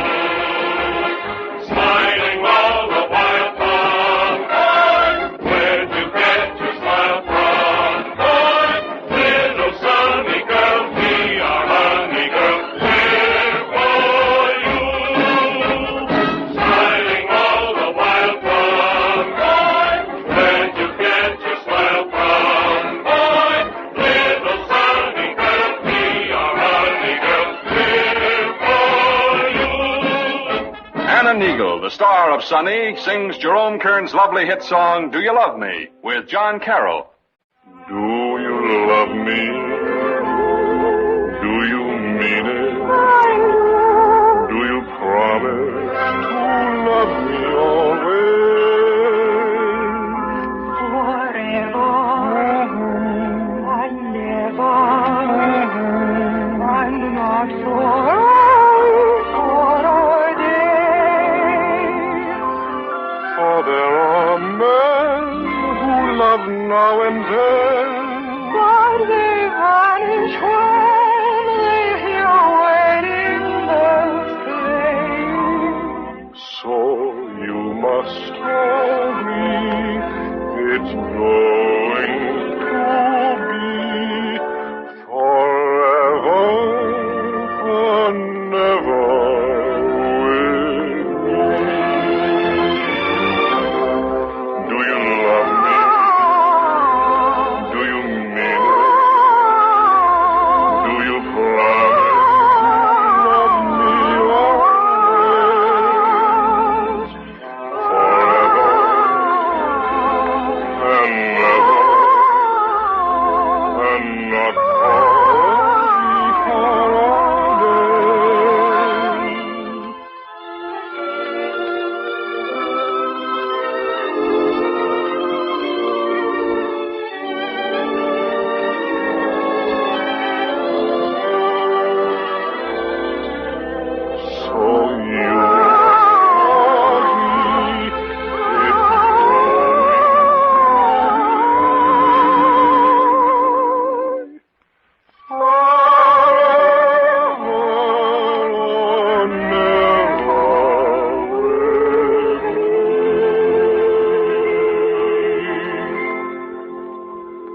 now one of those rare haunting melodies that tuck themselves away in an intimate corner of your heart returns to thrill you again with its romantic memories. Memories so strong, it will take you a moment before you remember that its name was Who? And Anna Neagle and John Carroll sing it for you. Stole my heart away. Makes me dream all day. Dreams I know can never come true. Seems as though I'll ever be blue.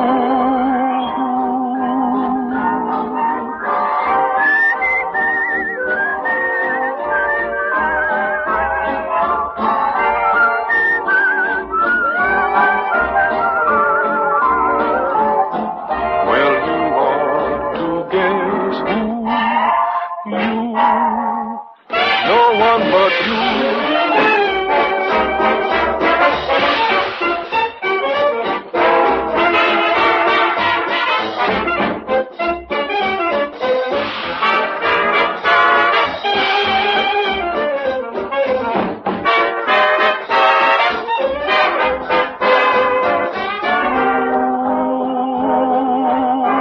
Means my happiness. Would I answer yes to? Well, you ought to guess who you, no one but you. And finally, the motion picture industry pays its respects to the genius of Jerome Kern in the motion picture version of Sonny, which will soon be playing at your favorite theater. Sonny stars Anna Neagle with Ray Bolger, John Carroll, Edward Everett Horton, the Hartmans, Frida Inniscort, and Helen Westley. It was produced and directed by Herbert Wilcox. Sonny is an RKO radio picture.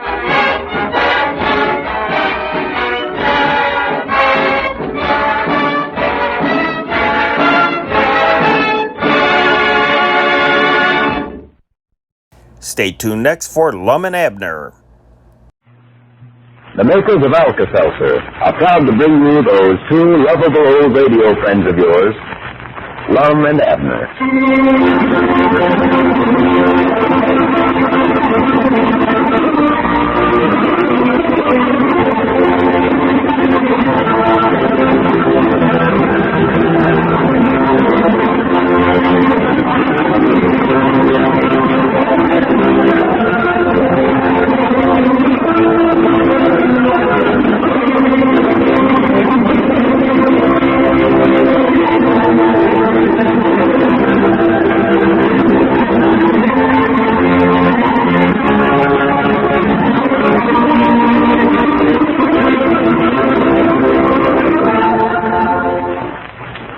Well, friends, today's Decoration Day, and Lum and Abner join me in hoping all of you had an enjoyable holiday. You know, it's fun to have a holiday now and then, to take a trip, to go visiting, or have friends drop in, but be careful, for these are the times when we usually eat and drink and smoke too much, keep late hours, and overindulge.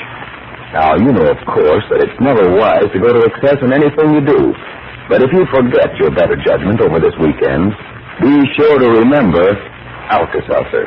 Yes, Alka-Seltzer comes to your rescue fast when too good a time causes you to be distressed by a headache, an upset stomach, acid indigestion, or that miserable morning after feeling. Well, thanks to the unique combination of scientifically tested ingredients which it contains, Alka-Seltzer offers surprisingly fast relief in all of these common after-the-party ills. So be prepared. Wherever you go, take along your Alka-Seltzer, and never be without a package of Alka-Seltzer tablets in your home, especially when your weekend plans call for big times. Now, if you haven't any Alka-Seltzer handy now, be wise. Get a package from your druggist tonight or tomorrow, sure. And now, we take you to Pine Ridge. Well, today being Memorial Day, Lum and Abner are taking a holiday from their duties at the Jot 'em Down store. The old fellow spent the morning over at the schoolhouse, where Lum was the principal speaker at the Memorial Day services. As we look in on the little community today, we find Lum seated on the front porch of his home. Abner is just approaching. Listen. Here, come on up on the gallery instead, Abner. I'll go bring you out a rocker here. No, never mind now, Lum. I'll just sit here on the steps. Can't stay but a minute. Got to go on over to the store and feed them rabbits. Oh, them rabbits, for goodness sakes, Abner. They're going to eat us out of house and home. I won't do no such a thing now. They don't eat a whole lot. All right, you take them in on that bet. You're the one's going to have to take care of them, and that mule, too. I'm going to take care of both of them. Just don't pay no attention to it now. It's my doings. I'll look after it. I just come by to tell you, Lum, that I thought you done uncommonly well on your Memorial Day speech over at the schoolhouse a while ago. Oh, well, thank you, Abner. I thought I'd done right good myself. A little pushed for time. Never half killed the subject. Well, you talked for better than 2 hours. Yeah, I could have spoke for half a day, though, and still not said all I know. No. Well, I thought you done all right. There weren't many of them got up and left before you got done. Yeah, I just meant there's some more I could have said if I could have thought of it. Yeah, sure. I've sworn that Mose Moots can make some of the funniest remarks of any fella I ever knowed. Mose? Yeah. Oh, yeah, that's Mose is a wit, all right. I had to laugh at something he said down there today while you was talking. You've been going about an hour and a half, I reckon, and me and Mose and some of the others are sitting back there in the back window. Well, you know how dry he is. Oh, yeah, he is. All at once he turned around and said that, you know, that Lum Evans would be a good out-loud talker if he just had somebody to help him out. Somebody to help me out? Yeah. You said that you could make the speech all right, but that you ought to have somebody there to knock you in the head when you got done. Who said that? Yeah, that's what they're all talking about back there when you look back there and glare at us. Fine howdy-do. Fine howdy-you-do, I must say. Man standing up there pouring out his very soul and Mose back there making slighting remarks about him. That's just like him, though. I wouldn't trust him no further than I could pack a pie in you with one hand. Yeah, well, Lum, he just said... How much is he owing us down at the store? Well, he don't owe us nothing. Mose always pays up in full the first of every month. Yeah, that's right. Well, just don't let him have nothing else down there on credit. You mean not to put nothing else on the books for him? No, sir. I believe we're just taking too much of a risk on him. Why, Lum, Mose has always had the name of being honest and upright in his dealings. Yeah, I know he has up to now. But there's always a first time to everything. There's a fellow that's going to beat somebody someday, and I just don't want to take chances on it being us. Yeah. Still, it'd just be hard for me to believe that Mose would just deliberate beat a man on a daddy's horn. He's always been so regular and paying up. That might be just what he's up to. Pay up regular for years and get her confidence and trust and then beat us if he can. Well, I never had thought about it just that way. I know that might be just what he's up to, all right. So he said I ought to have somebody knock me in the head when I got on making a speech, huh? Yeah, of course he was just joshing. Well, I know he liked your speech, but he got so interested there he moved up closer once just so he could hear better. You sure brought tears to his eyes, I'll say that, Lum. Maybe there's some sadness in it, all right. That part there where I was letting my voice sort of quiver. That's what got him. Yeah. Well, he made the remark sitting there and said, old Lum could come now hitting the nail on the head and every fella he ever heard be out loud talking. Who said that? Mose. I thought you said he was making fun of my speech making. Oh, no. He's just joshing about having somebody knock you in the head when we got done. No, he just went on about what a good speech it is, yeah. He did, huh? Oh, yeah. I think most of them enjoyed it. Well, gathering like we had down there today is a good thing. Fine for the community. Well, I don't know where it is or not, Lum. All is ends up in some hard feelings. Grandpappy Spears and Grandpa Masters ain't on speaking times for about 3 months after every Memorial Day. About the time they get things patched up, why, here comes another and they're at it again. Arguing about which was the greatest general, Grant or Lee. Arguing. Yeah, but they get a sight of enjoyment out of it. I just thought when I was up there talking a while ago, it was an awful pretty sight. Grandpappy Spears and Grandpa Master sitting down there together, one of them wearing the blue and the other in the gray, best of friends.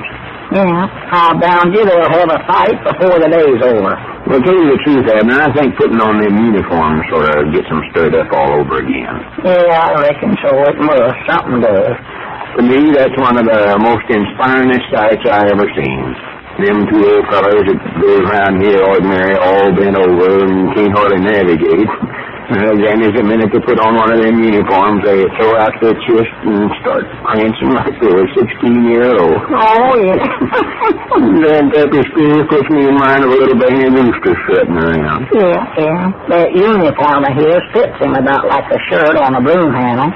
He's shrunk about 3 or 4 sizes since the Civil War. Well, naturally he would. Get up to his age.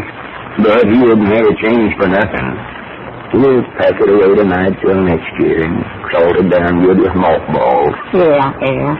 Lord, you could smell them mothballs today the minute they come. Yeah, I know it. 2 or 3 of them dropped out of their pocket while they were sitting there. Yeah, I know. I heard them hit the floor and roll down towards the front there. Well, that little boy Homer Rankins went down there and picked up one and put it in his mouth and ate it. Was that what that commotion was about? Why, sure. His mommy grabbed him and raced outside with him. I thought maybe she just left on account of she never liked the speech. Oh, no. That's what the trouble was, little boy. Well, I was going to say, I tried my best not to say nothing to hurt nobody's feelings. Well, I don't know now. You cut the dirt right out from some of them's feet there, when you got to talking about folks that's always criticizing this country. I noticed old Uncle Henry Lunsford sitting there twisting and squirming like a feller's being pestered by a wasp whenever you got to talking about that. Well, he ought to squirm. I was aiming at him, too. You were, huh? These fellas that's always complaining about this country. Why don't they go some other country if they don't like this one? That's our trouble. We don't know when we're well off. Just look at them foreign countries. Them that ain't having war are sitting there scared to death it might break loose any minute. Yeah. We've got the greatest country in the world. It takes a day like this to make us all stop and realize it. Memorial Day. In honor of the soldiers that give their lives so that we could have the peace that we're enjoying today. And it's up to us to keep that democracy. See that the things that they fought for are preserved. Dogger's Lum, sounds like you starting off there on another speech again. I told you I never have kidded the subject down at the schoolhouse. I'll bound Jim old mooch to enjoy hearing you say all that, Lum. Yes, I wish you was down here. I do love to talk before a fellow that way that knows good speaking whenever he hears it. Huh? Mose is a man that can appreciate good out loud talking. I've always said that. Oh, yeah. It's too bad that we're going to have to cut off his credit down at the store, though. Well, I've been thinking about that, Abner. Maybe you better go ahead and sell him stuff on a credit. No, sir, now, I don't believe we ought to do it, Lum. I think he's just been paying up regular so he could get in debt to us and beat us. Why, he ain't no such a thing. Mose wouldn't beat nobody out of nothing, and you know it. I'm ashamed of you for even suspicioning such a thing. Well, you said so yourself a while ago. Did I say Mose? Why, sure you did. Don't you know you said? I do. I must have been thinking about somebody else. Who? I don't know offhand, but anybody else but Mose. So you liked my speech, did he? Oh, yeah, he sure did. He's a fine fellow, you know it. Smart. And I'm just a good mind to copy that thing down and send it to him, so he'll have it to keep. Oh, well, now, I wouldn't go to all that. I want to put it down anyway, so I'll have it for myself next year. Next year? Yeah, they'll more than likely call on me again next year to make the speech at the Memorial Day exercises, and that way I won't have to study up no new speech. Yeah, well, I think they're going to have Squire Skimp give the speech next year, Lum. Squire Skimp? Who said so? Well, I just heard some of the boys talking. They said they thought they ought to make a change. You give a speech for 3-year hand running now, and they never wanted to impose on you now. Who did you hear talking? Well, some of it's on the Memorial Day Committee. Caleb Weehorn and Uncle Henry Lunsford, Mose Moot. Mose is the head of it, you know. He was the one that wanted Squire Skimp. Well, I'll be dead blamed. So they're going to get somebody else for next year, huh? That's appreciation for you. appreciations, I must say. Grannies, I'm just glad we decided to cut off that old moose's credit. That ornery, low-down good for nothing. I wouldn't trust that fella no further than I could drop kick him. You know, I wonder, what do you do when you have a headache? Well, next time, try an Alka-Seltzer. You'll feel better fast. Yes, friends, whatever you do, never let a headache get you down. Why put up with the pain and discomfort of a headache when Alka-Seltzer may bring you the very relief you want? It's so easy and pleasant to get relief the modern Alka-Seltzer way. Here, let me show you. You just drop an Alka-Seltzer tablet or two into a glass of water like this. Then watch it bubble up and dissolve. And there, right before your eyes, you've seen the very thing happen that accounts for Alka-Seltzer's unusual effectiveness and quick action. You see, when you place an Alka-Seltzer tablet in a glass of water, its analgesic, or pain-relieving ingredient, comes into complete solution, and it's ready to go to work the moment it enters your stomach. There's no delay, no waiting for relief when you take Alka-Seltzer for headaches. You'll feel better fast. So be sure to try it for headaches. Remember, you can get Alka-Seltzer at all drugstores by the package and also by the glass at the soda fountain.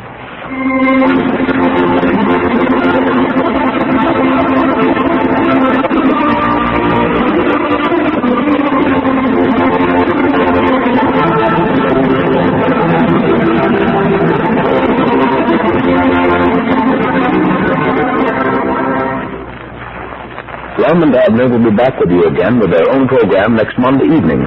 And tomorrow night, Lum and Abner will be guests on the Alka-Seltzer National Barn Dance. So listen to the barn dance on these same stations between 5 and 6 p.m. tomorrow night. Drew Crosby speaking. This is the National Broadcasting Company.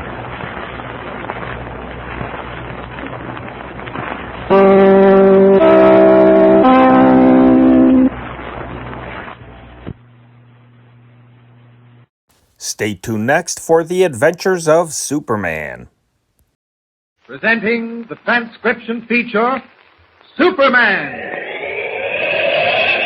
Look, up in the sky. It's a bird. It's a plane. It's Superman. Yes, it's Superman, strange visitor from the planet Krypton, who came to Earth with powers and abilities far beyond those of mortal men.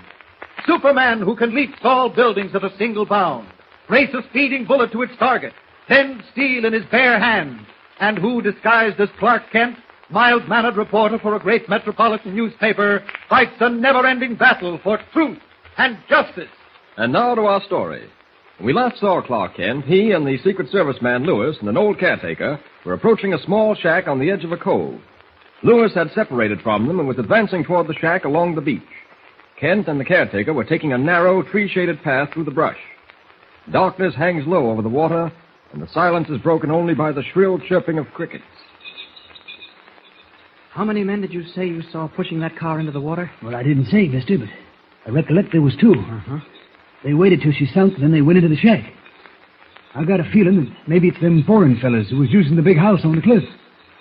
You know about them, don't you? Yes, I do. Well, that's why I stopped you on the road to tell you. Uh-huh. I figured you was government fellas. There's been a whole parcel of them roaming around the big house. Yeah.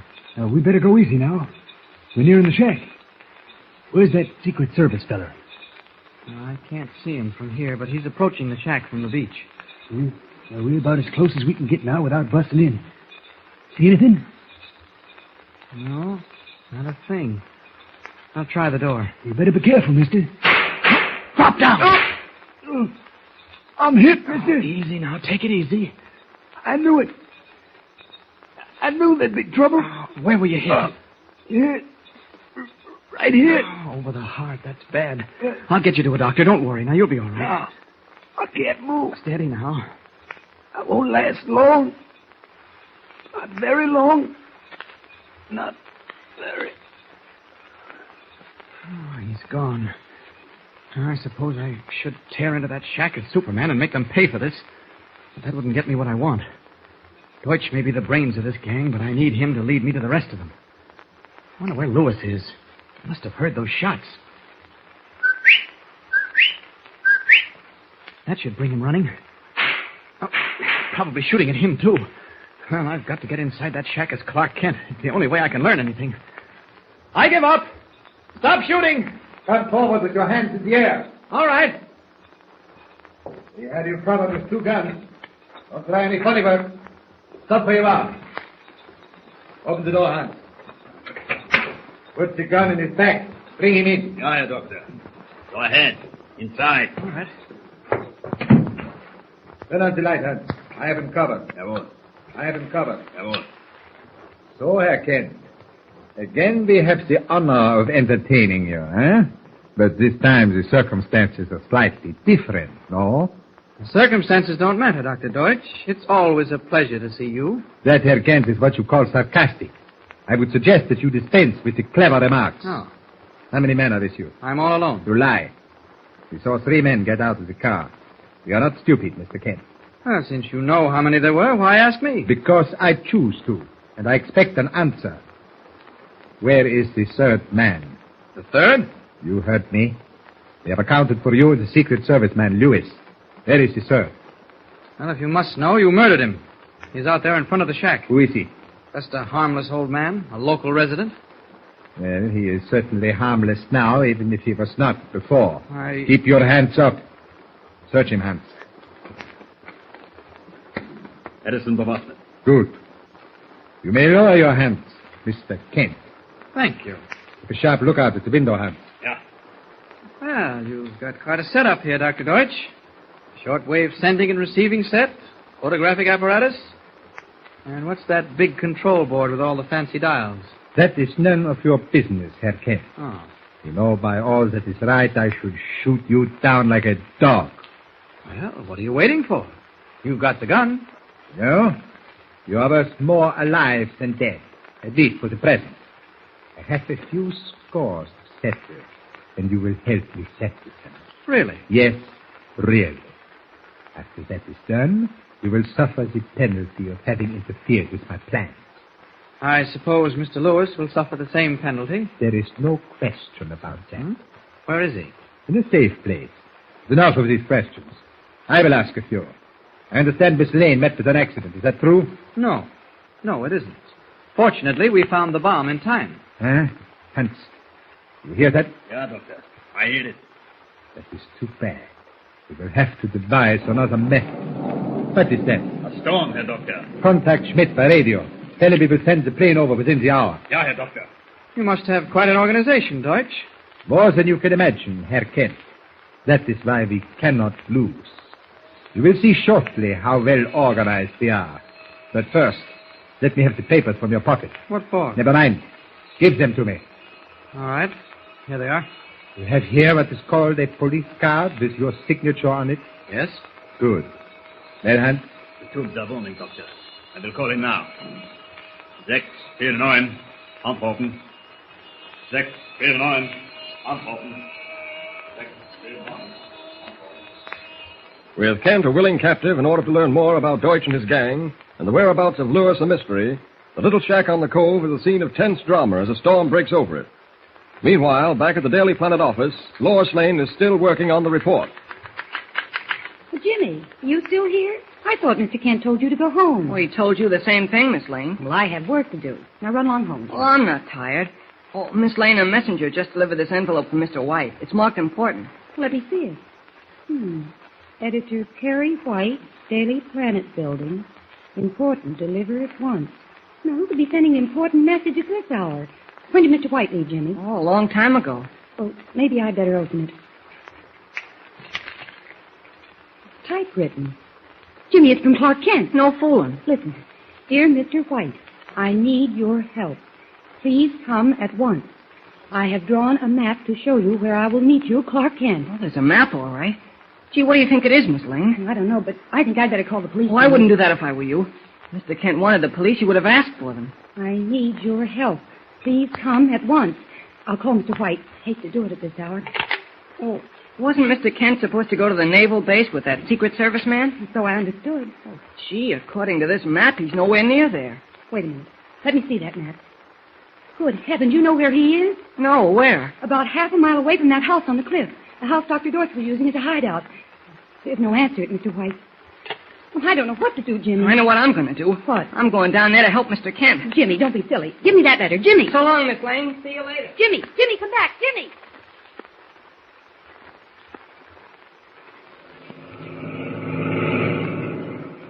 Gee, mister, it sure was nice of you to pick me up. This is going to save me a lot of hiking. Where'd you say you were going? The old ocean road. Yeah? What's down there? Well, I've got to meet a friend of mine. You don't have to take me that far if it's out of your way. Well, I'm trucking this load of flour into the city, but I ain't in no hurry. I'll drop you off, son. Oh, gee, thanks. Oh, listen to that thunder. There's a storm coming. How's your dog? He's fast asleep in my lap. You know, I just picked him up on the road about an hour ago. When it started thundering, he came running out of the bushes. I guess he was frightened. Yeah, dogs don't like thunder. He's a funny-looking mutt, but I kind of like him. I'm going to call him Storm because he came to me on account of the thunderstorm. Say, feel his ears. They're like silk. Yeah, they are. I never had a dog. But sometimes when you're alone, a dog can be a great friend. Yeah. You like dogs, mister? Yeah, I like him. I had one once, but he got run over. Oh, that's too bad. Look, he's waking up. Hiya, Storm, old fella.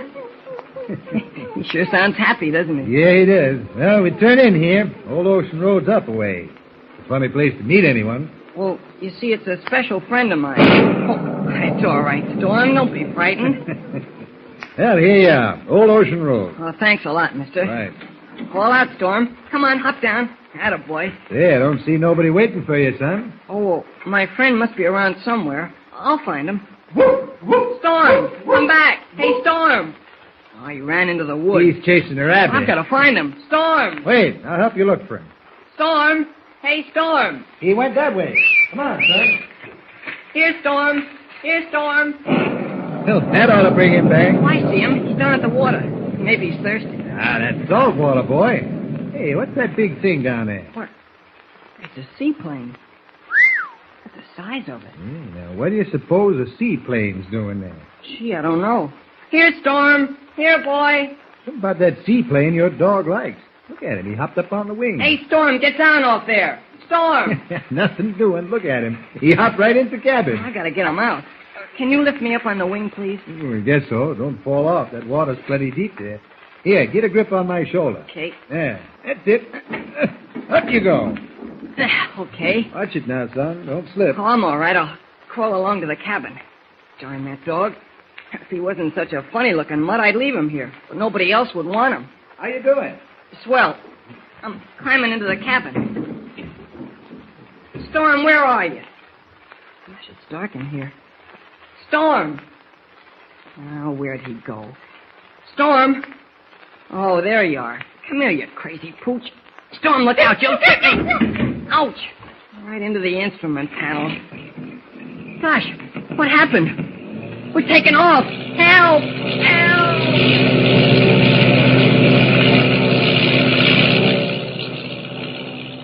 Motors roaring, the giant seaplane skims across the water and rises into the dark, foreboding sky, carrying Jimmy and his dog with it. Is there anyone at the controls of the mysterious plane? And where is it headed? Thrills and excitement are coming, so keep listening. Don't forget, tune in again for the next thrilling episode with Superman. Look, up in the sky. The bird. It's a plane. It's Superman. Superman is a copyrighted feature appearing in Action Comics magazine. Stay tuned next for The Lone Ranger.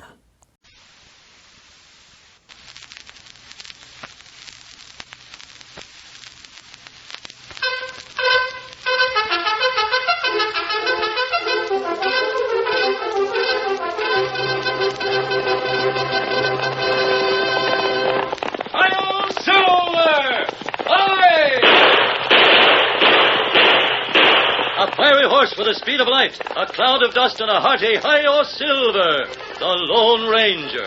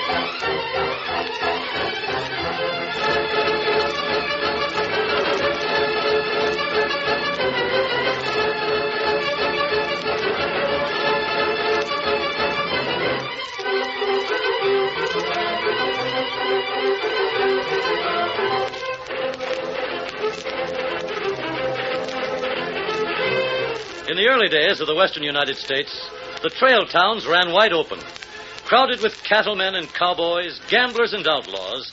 Violence and sudden death were everyday occurrences.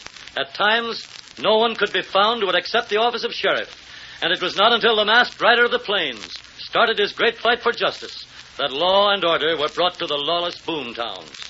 Return with us now to those thrilling days when the West was young. From out of the West come the thundering hoofbeats of the great horse Silver. The Lone Ranger rides again. Come on, Silver! We're heading for Seymour City. There's going to be trouble. Hi-yo, Silver! Aye!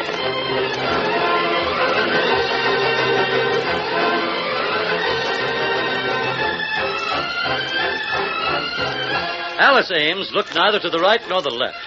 She hardly noticed the cattlemen and cowboys who stepped aside and doffed their hats as she hurried along the narrow board sidewalk toward her uncle's office. At last, she reached the weather-beaten one-story building and... Alice! Howdy. Red, I thought you were leaving town this morning. You told me last night. Things have changed since then. No, they haven't. Maybe you haven't heard. I've heard everything. I know what's happened, but you can't do anything about it. Bill Anderson is dead. Yes, ma'am. You got the cows he gave you, the start of a herd. You're driving them north to Wyoming and start your ranch just like you figured. I just sold my cows to your uncle. Then give him back the money. There's a job for me to do here, Alice. Your uncle's made me a proposition. I know all about that, too. They make you right proud to wear a sheriff's badge, I suppose. No, ma'am. Not proud. Red, a sheriff's badge in Seymour City is just a target. A nice, shiny target that's hard to miss. I won't let you do it. You told me you loved me. You said you were coming back. What's that? We're going to be married and you can't stop us. Stop you? Why should I? I think Red's a fine boy. I want to offer him my congratulations. You're offering him a chance to die, that's all. I've been fair, Alice. I've told him what to expect. If it weren't for my health, I wouldn't stay in Seymour City another day. I don't like your being here, but you must understand this. We, that is, the businessmen in town, we didn't even think of asking Red to be our sheriff until he made a decision of his own. What do you mean? Tell her, Red. I'm staying here till I find the man who killed Bill Anderson. What if you do? It isn't hard to guess who did it. When Bill walked into the Lucky Dollar Cafe last night, he had all the money I had paid him for his cattle. When he walked out, he had more. Hi Roberts doesn't like people to win. If it was Hi Roberts, I'll get the proof. And I'll see him hanged. Oh, it couldn't have been Hi himself. Slim Darrell, perhaps. Slim Darrell? Quickest man on the draw in Seymour City. Worst gunman in the whole West. What chance would you have with him? You haven't traveled much, Alice. What chance would you have? Whatever it is, I'm taking it. And Slim's only one of Hi's men. I won't be alone. There's a friend of mine camped near town. I aim to get some help from him. No, Red, you can't. I've got a right to say that. I wish I could make you understand. Bill Anderson was the best friend I ever had. How many ranchers would let their foreman take his pay in cattle? It's against all the rules. But Bill wanted to see me get started on my own. Your uncle just paid me $5,000. I owe every penny of that to Bill. You earned it, Red. Oh, that's only part of it. He was more than a boss. He was a friend. If I didn't go after the ornery sidewinder that dry gulched him, I'd feel like a yellow coyote. I'd never forgive myself. A man couldn't feel any different and still call himself a man. I wish you could understand that, Alice. I understand. Hey, you ought to. Your father died the same way. It won't take long to get this settled, Alice. And then... I don't want to think about afterwards. Your mind's made up. You're staying, and I'll be seeing you every day. That's all I'm looking forward to now. Good luck, Red. Alice. I'm wishing you good luck. With all my heart. Well, Mr. Porter, if you want to pin on that badge, I'll be on my way, too. Of course, Red. This friend you were talking about, who is he? You don't know him, but I'm going to pay him a call before I do anything else. Uh-huh. There you are, Sheriff. Go to work.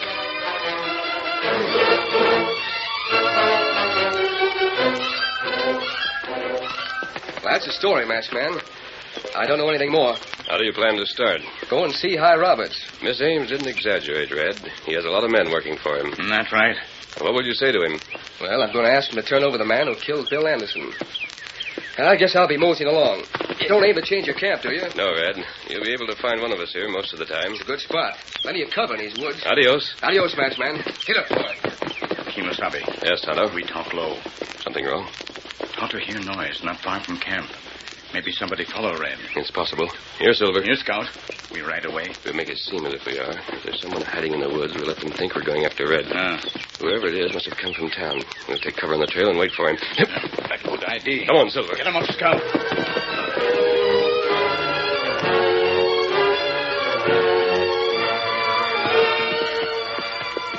You look, Kimasabi.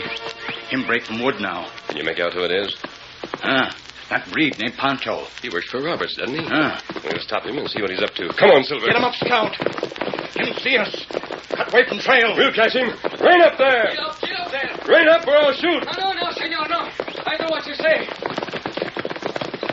Well, Pancho, what brings you out here? There's nothing, senor. I come for a ride, that is all. You followed Red Carter from town. Who is Red Carter? Never mind that. We heard you near our camp. Who sent you? Oh, do not shoot, Maskman. I tell you the truth. This fellow you call Carter, who wore the sheriff badge, I see him right out of town. It is no one who sent me after him. I wonder where he go myself. Just curiosity? Si, senor, that is it. Curiosity. You work for High Roberts, don't you? I work for him some. Well, we're glad you paid a visit. You're coming back to our camp and answer a few questions about last night. No, senor, he will kill me. Who'll kill you? I cannot say anything. Don't forget that you're covered, Pancho. What is it that you want to know? Were you in the Lucky Dollar when Bill Anderson left last night?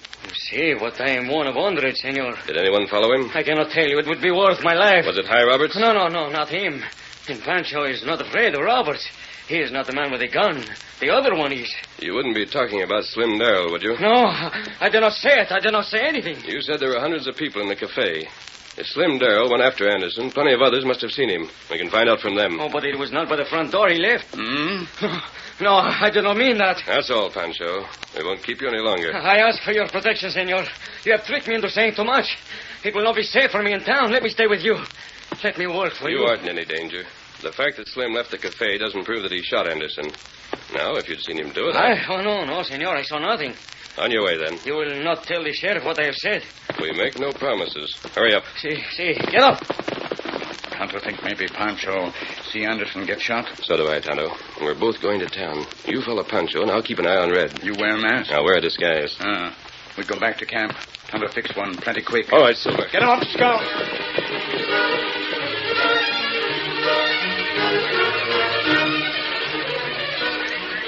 Carter, I hear you want to see me. That's right. What's on your mind? The murder of Bill Anderson. Yeah? Who did it, High? I don't know, but even if I did, I wouldn't tell you. That tin badge you're wearing don't mean a thing to me, Carter. It will before I'm through. Now, get me straight. The sheriff's got to be elected. Just because the cattle buyers and the storekeepers hand you a badge, that don't make you sheriff. Simon Porter's the mayor. He can appoint me to act as sheriff until there's an election. That's what I'm doing. I'm ordering you to turn over the man who killed Bill Anderson in the name of the law. Would you like a drink? That's your answer? It's as good as any other. I mind my own business, and I like other people to mind theirs. Yeah? When you go into the business of dry gulching my friends, I get a big interest in it. Watch your lip, Red. Not that you take the chance of getting caught yourself. It's Slim Darrell you hired to do your dirty work, isn't it? I don't like that. Oh, are you Darrell? Find out mighty soon, kid, if you don't watch your talk. The bad man of Seymour City. I don't lay any special claim to being tough. But I never met anybody who could beat me to the draw. I wouldn't be here if I had. Call me a dry gulcher just once more, and you better go for your gun. Bill Anderson was shot in the back. I ain't denying that. But it wasn't me. And you can't prove it was. Well, you got the right of it now, Darrell. I can't prove anything. The sheriff likes to do everything legal. But when I get proof, we'll have that showdown you're looking forward to. I never look forward to killing any man. I mean what I say, though, kid. You better take me up on that drink, Sheriff. This is the last chance you'll have to get one in the lucky dollar. Meaning? Nobody that's looking for trouble's welcome here. I'm giving orders to the boys to keep you out. I'll be back, High. Depend on it.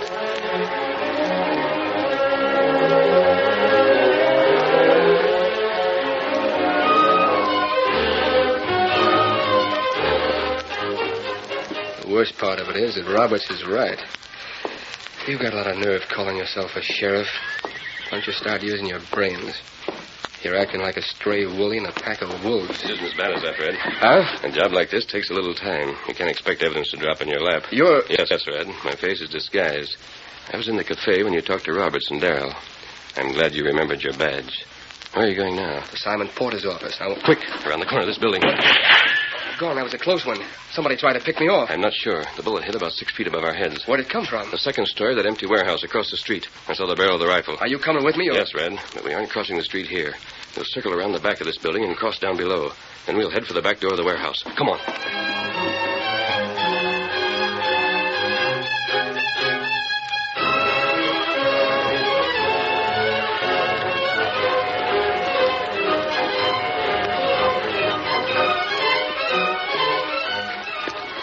The door's open. Maybe they got away. I don't think so. It hasn't taken us long. We'll stay close to the building. Yeah. There aren't any windows here in the back, but they might be waiting just inside the door. Let me go first. Oh, it's my duty. Right here. Oh, wait a moment. What are you going to do? Cross the doorway fast and see if I draw any fire. Well, let me, mister. Like this. Doggone. The door isn't covered. Come on.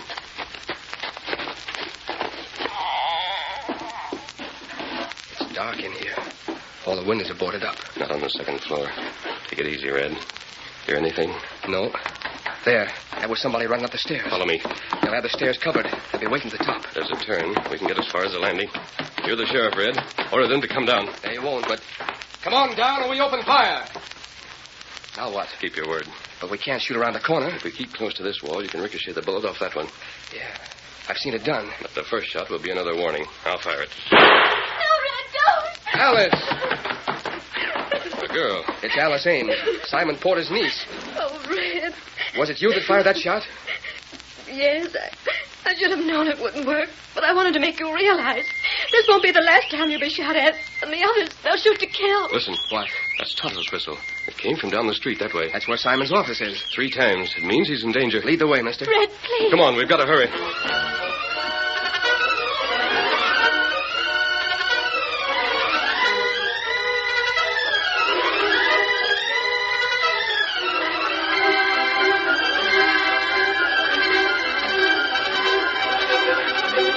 The curtain falls on the first act of our Lone Ranger story. Before the next exciting scenes, please permit us to pause for just a few moments.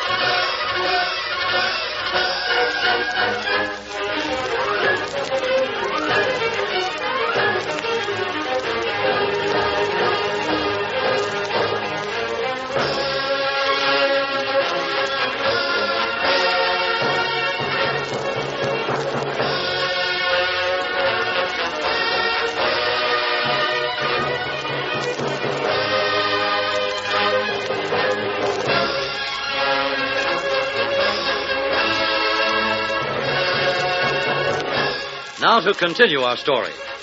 At the sound of Tonto's warning whistle, the Lone Ranger and Red, with Alice Ames close behind, hurried out of the warehouse and down the street. When they reached Simon Porter's office, they heard the whistle again. That came from around and back. Well, what's there? A barn. Simon keeps a few horses there. Be sure that you stay behind us, Miss Ames. I wish you'd wait in the office. If it's some friend of yours that's hurt, I may be able to help. What was he doing here? I don't know. I'll help you swing the door back. I've got it. Kimasabi. Tonto, what's happened? Kimasabi. You've been shot. Miss Ames, can we have some water and some clean cloth for a bandage? I'll get everything you need in the office. It won't take me a minute. Where'd it get him? And you can see. Just grazed the temple. That the only place? Yes. Do you have any idea who it was, Tonto? No. What brought you here? Me follow Pancho, like you say. Him come to back door office. Simon Porter's office? Tonto step into barn, so Breed not see him. Then shot. All go black. Someone was in here. Hello, Red. Alice told me there was someone... Oh, it's only an Injun. He's a friend of mine, Simon. Who's this hombre? I can't see his face very well. He's another friend. The one I told you about. Kimasabi. What's the matter, Tonto? Me tell you later. What's that? What'd he say? Water. Yes, sir. I thought he might want a drink. I brought a cup. Thank you. I'll lift you up, Kimosabe. So the Injun's name is Tonto. That's right. If your other friend was wearing a mask, I might make a pretty good guess about his name. There's no reason why you shouldn't know, Simon. Now that pan of water, Miss Alice. Here. Are those silver bullets in his cartridge belt? I reckon. Yeah, the Lone Ranger. You sure know how to pick your friends, Red. With him around, I'm getting my nerve back. I wonder if he'd do me a favor. Never heard him turn anybody down yet. I got to go over to Barnesville tonight. Make arrangements to pay off a trail crew and pasture a herd. I'll be carrying quite a lot of money on me. Yeah? You suppose you might ride with me? Well, he won't want to leave town. You'll be all right in an hour or two. And you mean you will? No. What's that? Simon, I feel just the same way you do about his being here. But Red's the one in danger, not you. Mister, you're going to stand by Red, aren't you? Don't leave him alone for a minute. I saw how you dragged him out of the way just before I fired that shot. Fired a shot? Never mind. Mister, with you to back him up, he's got a chance to clean up those crooks, but not alone. Please don't leave town. My business is important. It can wait. There's no reason why Red can't ride over to Barnesville with us. Huh? Why not? You're right. Let him go with you. I'll come too. You'll do nothing of the sort. You'll stay at home where you belong. Nobody's going to hurt a woman. You're safe here, and it's a long, hard ride to Barnesville. I agree with your uncle, Miss Alice. You'd better stay here. Do you think someone may try to ambush you, Porter? Well, there's lots of folks know I got to make this trip. Hi, Roberts and Slim Darrell? Them in particular. They know I'll carry money. And with that half-breed Pancho carrying tales to them, they'll know when I leave town. I don't care, though. Now, if the Lone Ranger and the sheriff are riding with me. Tonto ride, too. The three of you, then. Is it settled? Can you start as late as 10 o'clock? That's just about right. I still think I should... You're coming with us, Red. Well, whatever you say, mister. Can you stand up, Tonto? Huh? I'll give you some help. There. Dizzy? Go away. There's just one question I want to ask you, Porter, before we head back for camp. What's that? Didn't you hear a shot out here in the barn? You don't pay much attention to shots in Seymour City. I think maybe I did. It was just after I caught that Pancho sneaking in the back door. And let's see, that was most an hour ago. That's all, Porter. We'll meet you on the edge of town at 10 o'clock.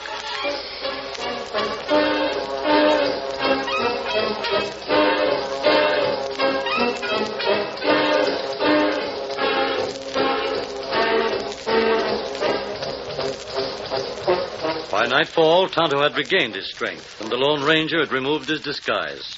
Once again, he had become the masked rider of justice as he mounted Silver and raced with Tonto across the plains toward Seymour City. Once town was reached, their first stop was the barn behind Porter's office. There doesn't seem to be anyone around, but we'll take Silver and Scout in with us. And Tonto opened the door. Close it all the way. I remember a lantern hanging on this wall. You find it? Yes. This clay is soft. The footprints were clear this afternoon. Let's hope they're still there. Here where Tonto fell. The mark is still there. Now, if the others haven't been tramped out. Here girls' footprints. And Red's. I made it a point not to walk where they were standing. This what you look for? You're right, Tonto. What do you think? It's same. And you're sure that you heard his voice? Tonto here. Far away. After shot. Tonto sure, though. A cold-blooded killer. He'll stop at nothing. That's right. I can't go into the cafe now that I'm wearing a mask, but I'll write a note and you can give it to them. You trust them? It isn't a question of trusting them. It's a question of finding out. You don't have to wait for an answer. Their actions will speak for them. And before the night's over, we'll know the truth.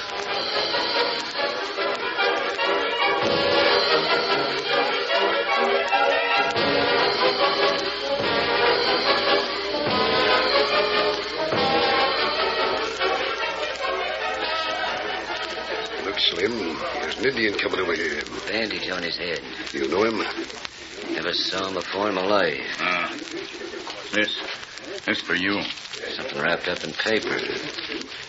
Well, what do you know? A silver bullet. And this is a note. What's it say? It's addressed to both of us. Read it with me. Roberts and Darrell, yeah. Slim, look at what it says. I can read. Get your thumb out of the way. Who signed it? Slim. The Lone Ranger. What are we going to do? I don't know what you're going to do, but there's only one answer for me. I'm with you. We got no choice.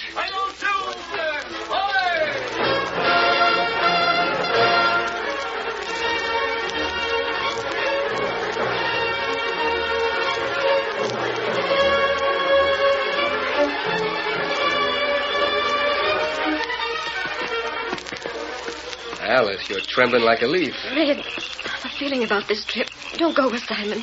I'm afraid of him. I always have been. I never said anything to anybody, but he's evil. He's bad. What are you talking about? You've got to believe me. Honey, you ought to be in bed. I'll stop at Doc Mason's on the way out of town. There's nothing wrong with me. You must have a fever, talking that way about Simon. Well, he's the puniest little gent in 6 counties. There's no more harm in him than... It's just it. Nobody thinks so, but I'm not crazy, I know. All right, honey. I'll be watching out for him every minute. Now, you get some sleep. All this excitement's been too much for you. You won't stay? A sheriff can't act like an idiot. Well, you two saying your last goodbyes? Well, I guess we can stand it till tomorrow night. All set to travel? Yeah, all set. Don't leave the house until I get back, Alice, no matter what happens. Goodbye, Red. Goodbye, honey. Get up there.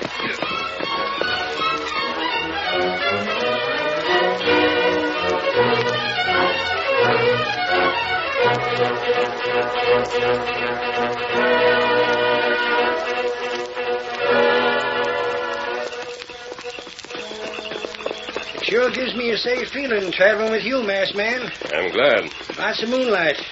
Just a nice night for a ride. We'll be in Barnesville by morning without pushing the horses at all. Unless something happens. I ain't got a worry in the world. You've been rather quiet, Red. Just thinking, masked man. Thinking how to catch those crooks. What time will we be back tomorrow? Well, by sundown. I wonder if I can read my watch by this light. Tonto.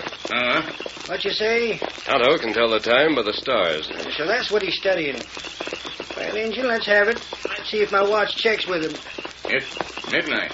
It's pretty close. It's 2 minutes of. You see those big rocks up ahead? Yes? They call them the Witch's Garden. You ought to get there in 2 minutes. We'll be passing the Witch's Garden at the stroke of midnight. Maybe good we watch out then. Shucks, you don't believe in spooks, do you, Tonto? Well, I don't. But I wish you hadn't mentioned the time. Nothing to be afraid of with the Lone Ranger along. That garden's a fine spot for an ambush. I let it get known around town who was traveling with me. Nobody'll try that. Trail get narrow here. Yeah, it's almost like a canyon. I'll draw back a little. You go first, Red. I'll follow you, Tonto. Get up there. There she is. The Witch's Garden.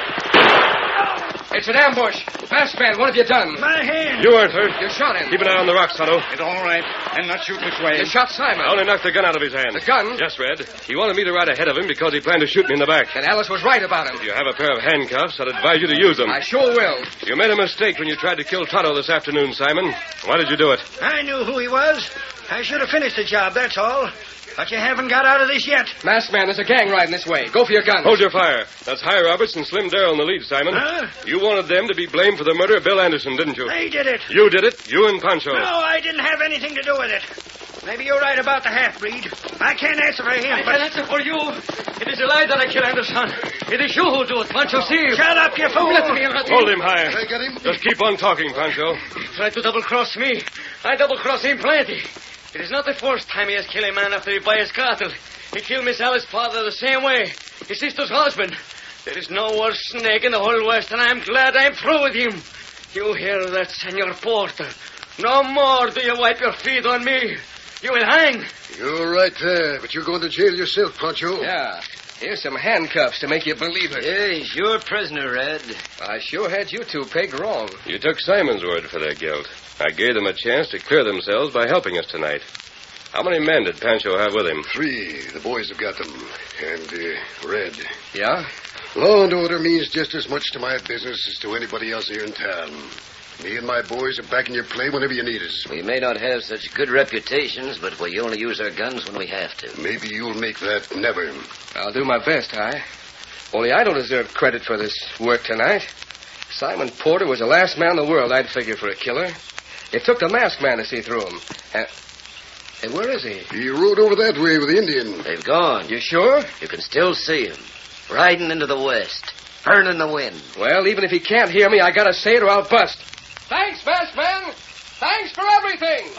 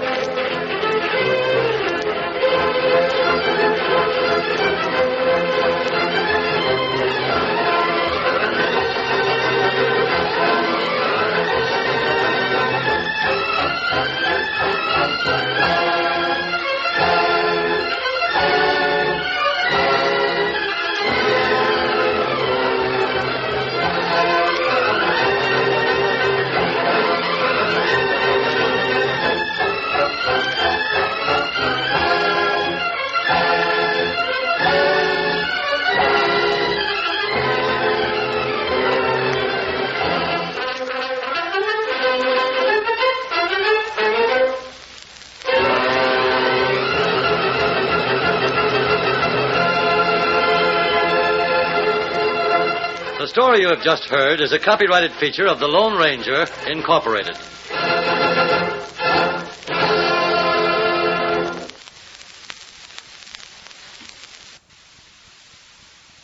Stay tuned next for Information Please. It's 8:30. 8:30. It's 8:30 New York time. Time to wake up, America, and stump the experts. Every week at this time, Lucky Strike gives you a chance to throw questions at a quartet of know-it-alls. For every question we use, Lucky Strike pays out $10 plus a copy of the new Information Please quiz book. If your question stumps us, you get $25 more, plus a 24-volume set of the Encyclopedia Britannica. Send your questions to Information Please, 480 Lexington Avenue, New York City. If our editorial staff edits your questions a bit, don't fret over it. In case of similarity, we'll have to be sole judge of who shall be paid, and all questions become the property of Information Please. And now light up a Lucky Strike as I present our master of ceremonies, the literary critic of the New Yorker magazine, Clifton Fadiman. Mr. Fadiman.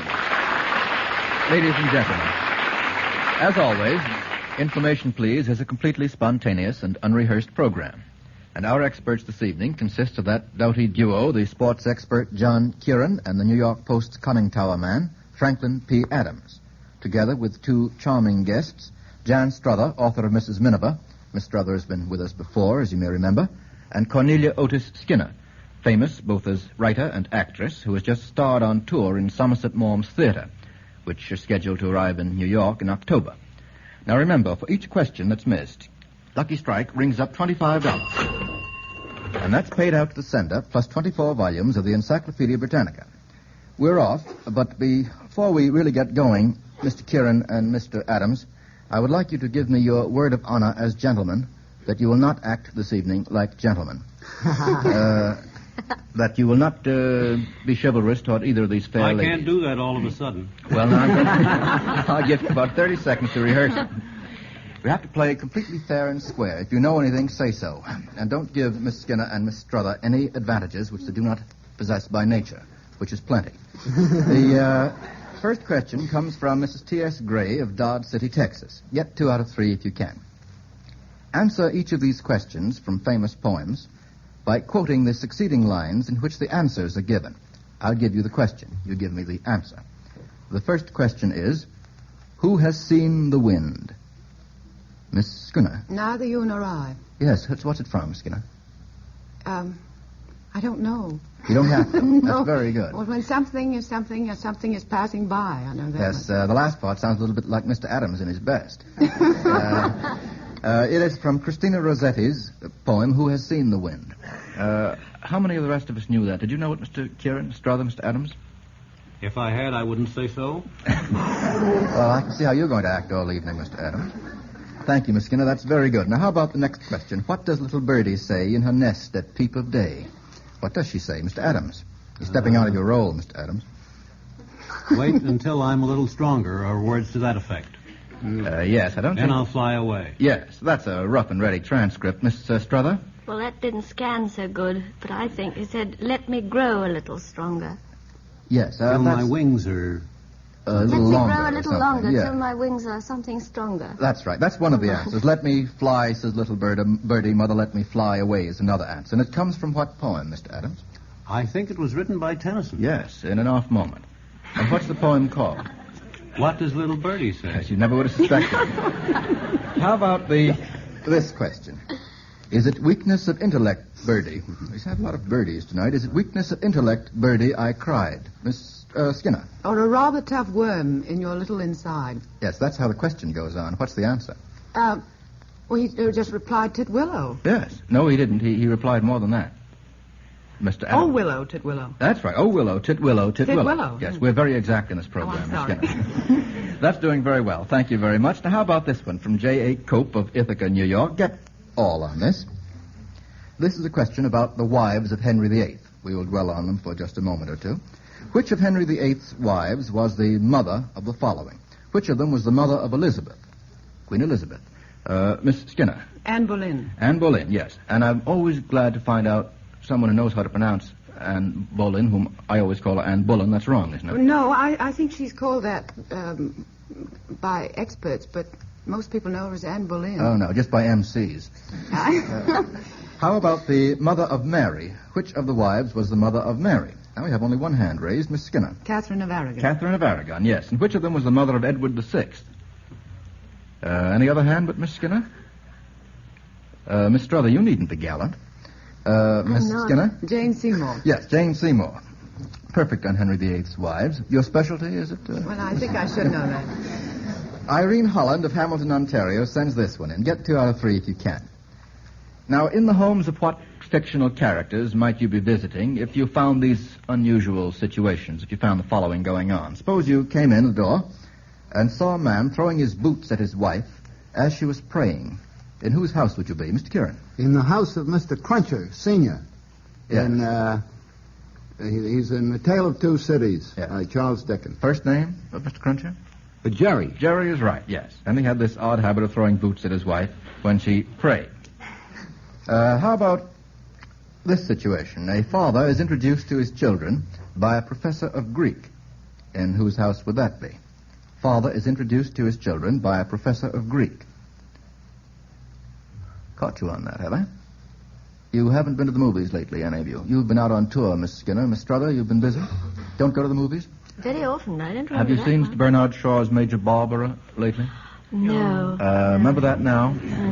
Well, in Major Barbara and the other children of Andrew Undershaft are living in their father's home together, and the father is not included in the household. And when he reappears, a Greek professor who's engaged to Barbara introduces them to each other.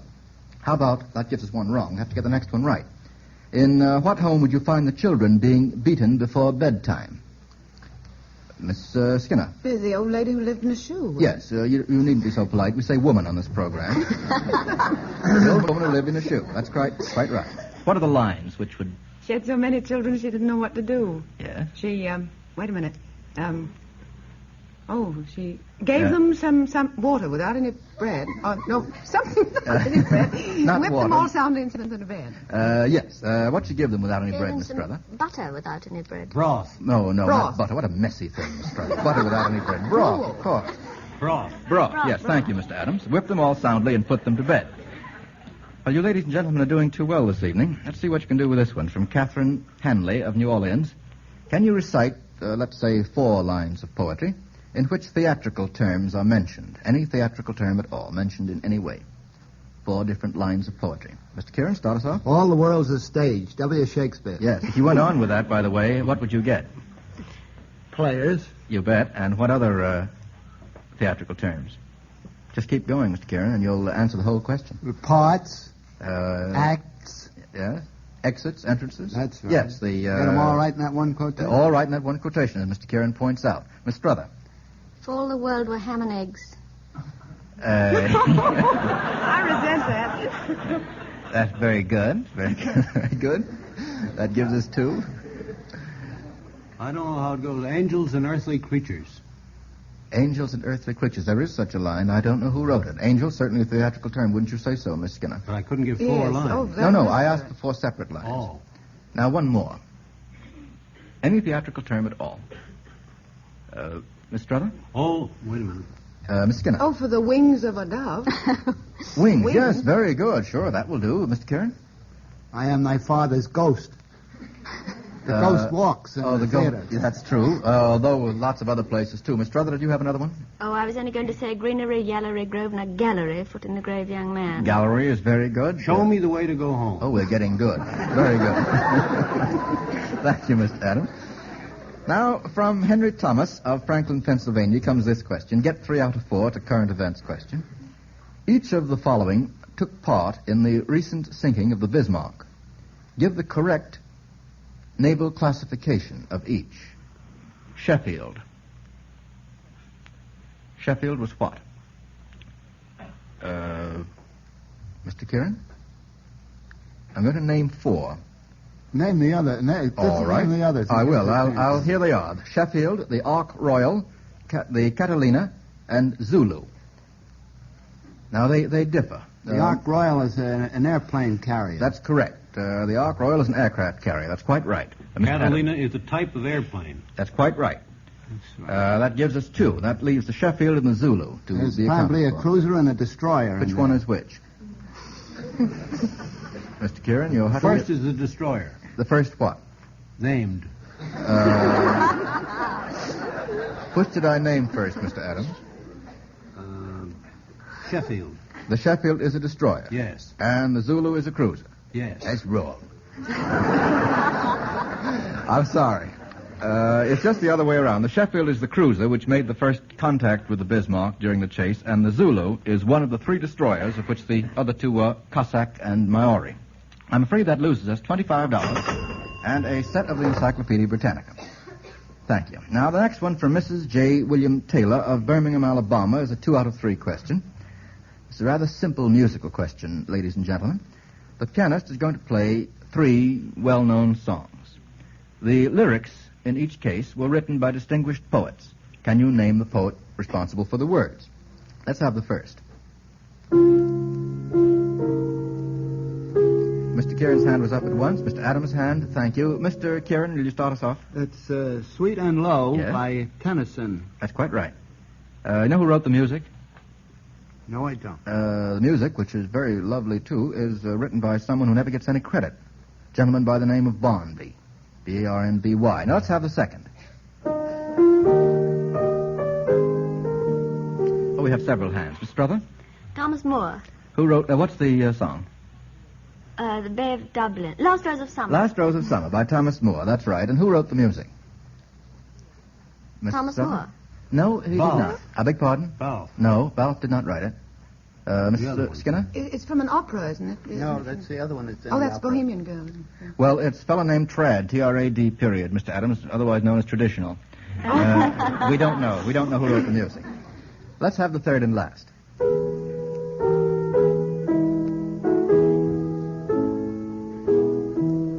That's a tough one. Of the 3, I think that's the toughest. I have one hand only. Mr. Kieran. That's Stars of the Summer Night, written by, I believe, Henry W. Longfellow. Absolutely right, Mr. Kieran. I don't think many of us would have known that. Very good. Now, so far, Lucky Strike has paid out only $25 and 1 set of the Encyclopedia Britannica. Thanks to my cruiser. Thanks to your cruiser. And now Mr. Cross points out that whether you know it or not, you smokers are really in the driver's seat at tobacco auctions. That's right, Mr. Fadiman. The tobacco buyers at those auctions are there to buy tobacco to suit you smokers.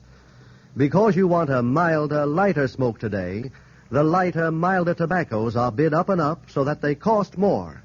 That's why it's important for you to know that at market after market, the American Tobacco Company pays higher prices to get the finer, lighter, naturally milder leaf.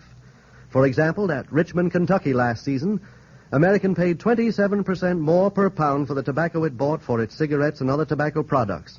Yes, 27% above the average market price paid for all the various types and grades of tobacco sold there. And the best we bought will go to Lucky's.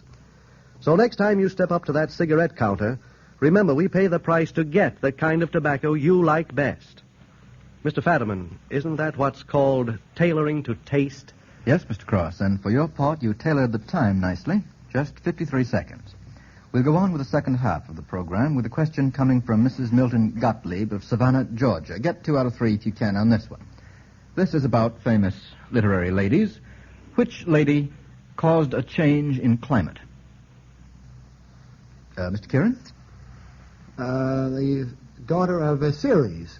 Yes. What was her name, Mr. Kieran? Proserpina. Very good, Mr. Adams. Persephone. Yes, either one. And what's the story, Mr. Kieran? She was captured by Pluto and carried down into the ground, and her mother asked for her rescue from Jupiter, and she was permitted to come up in the spring, and then she goes back underground with her husband in the fall, and that's winter. That's right, in the fall and winter. That gives 6 months to either party, which is fair enough. Better than most husbands make out. The next question is this. What lady in literature brought about a naval program?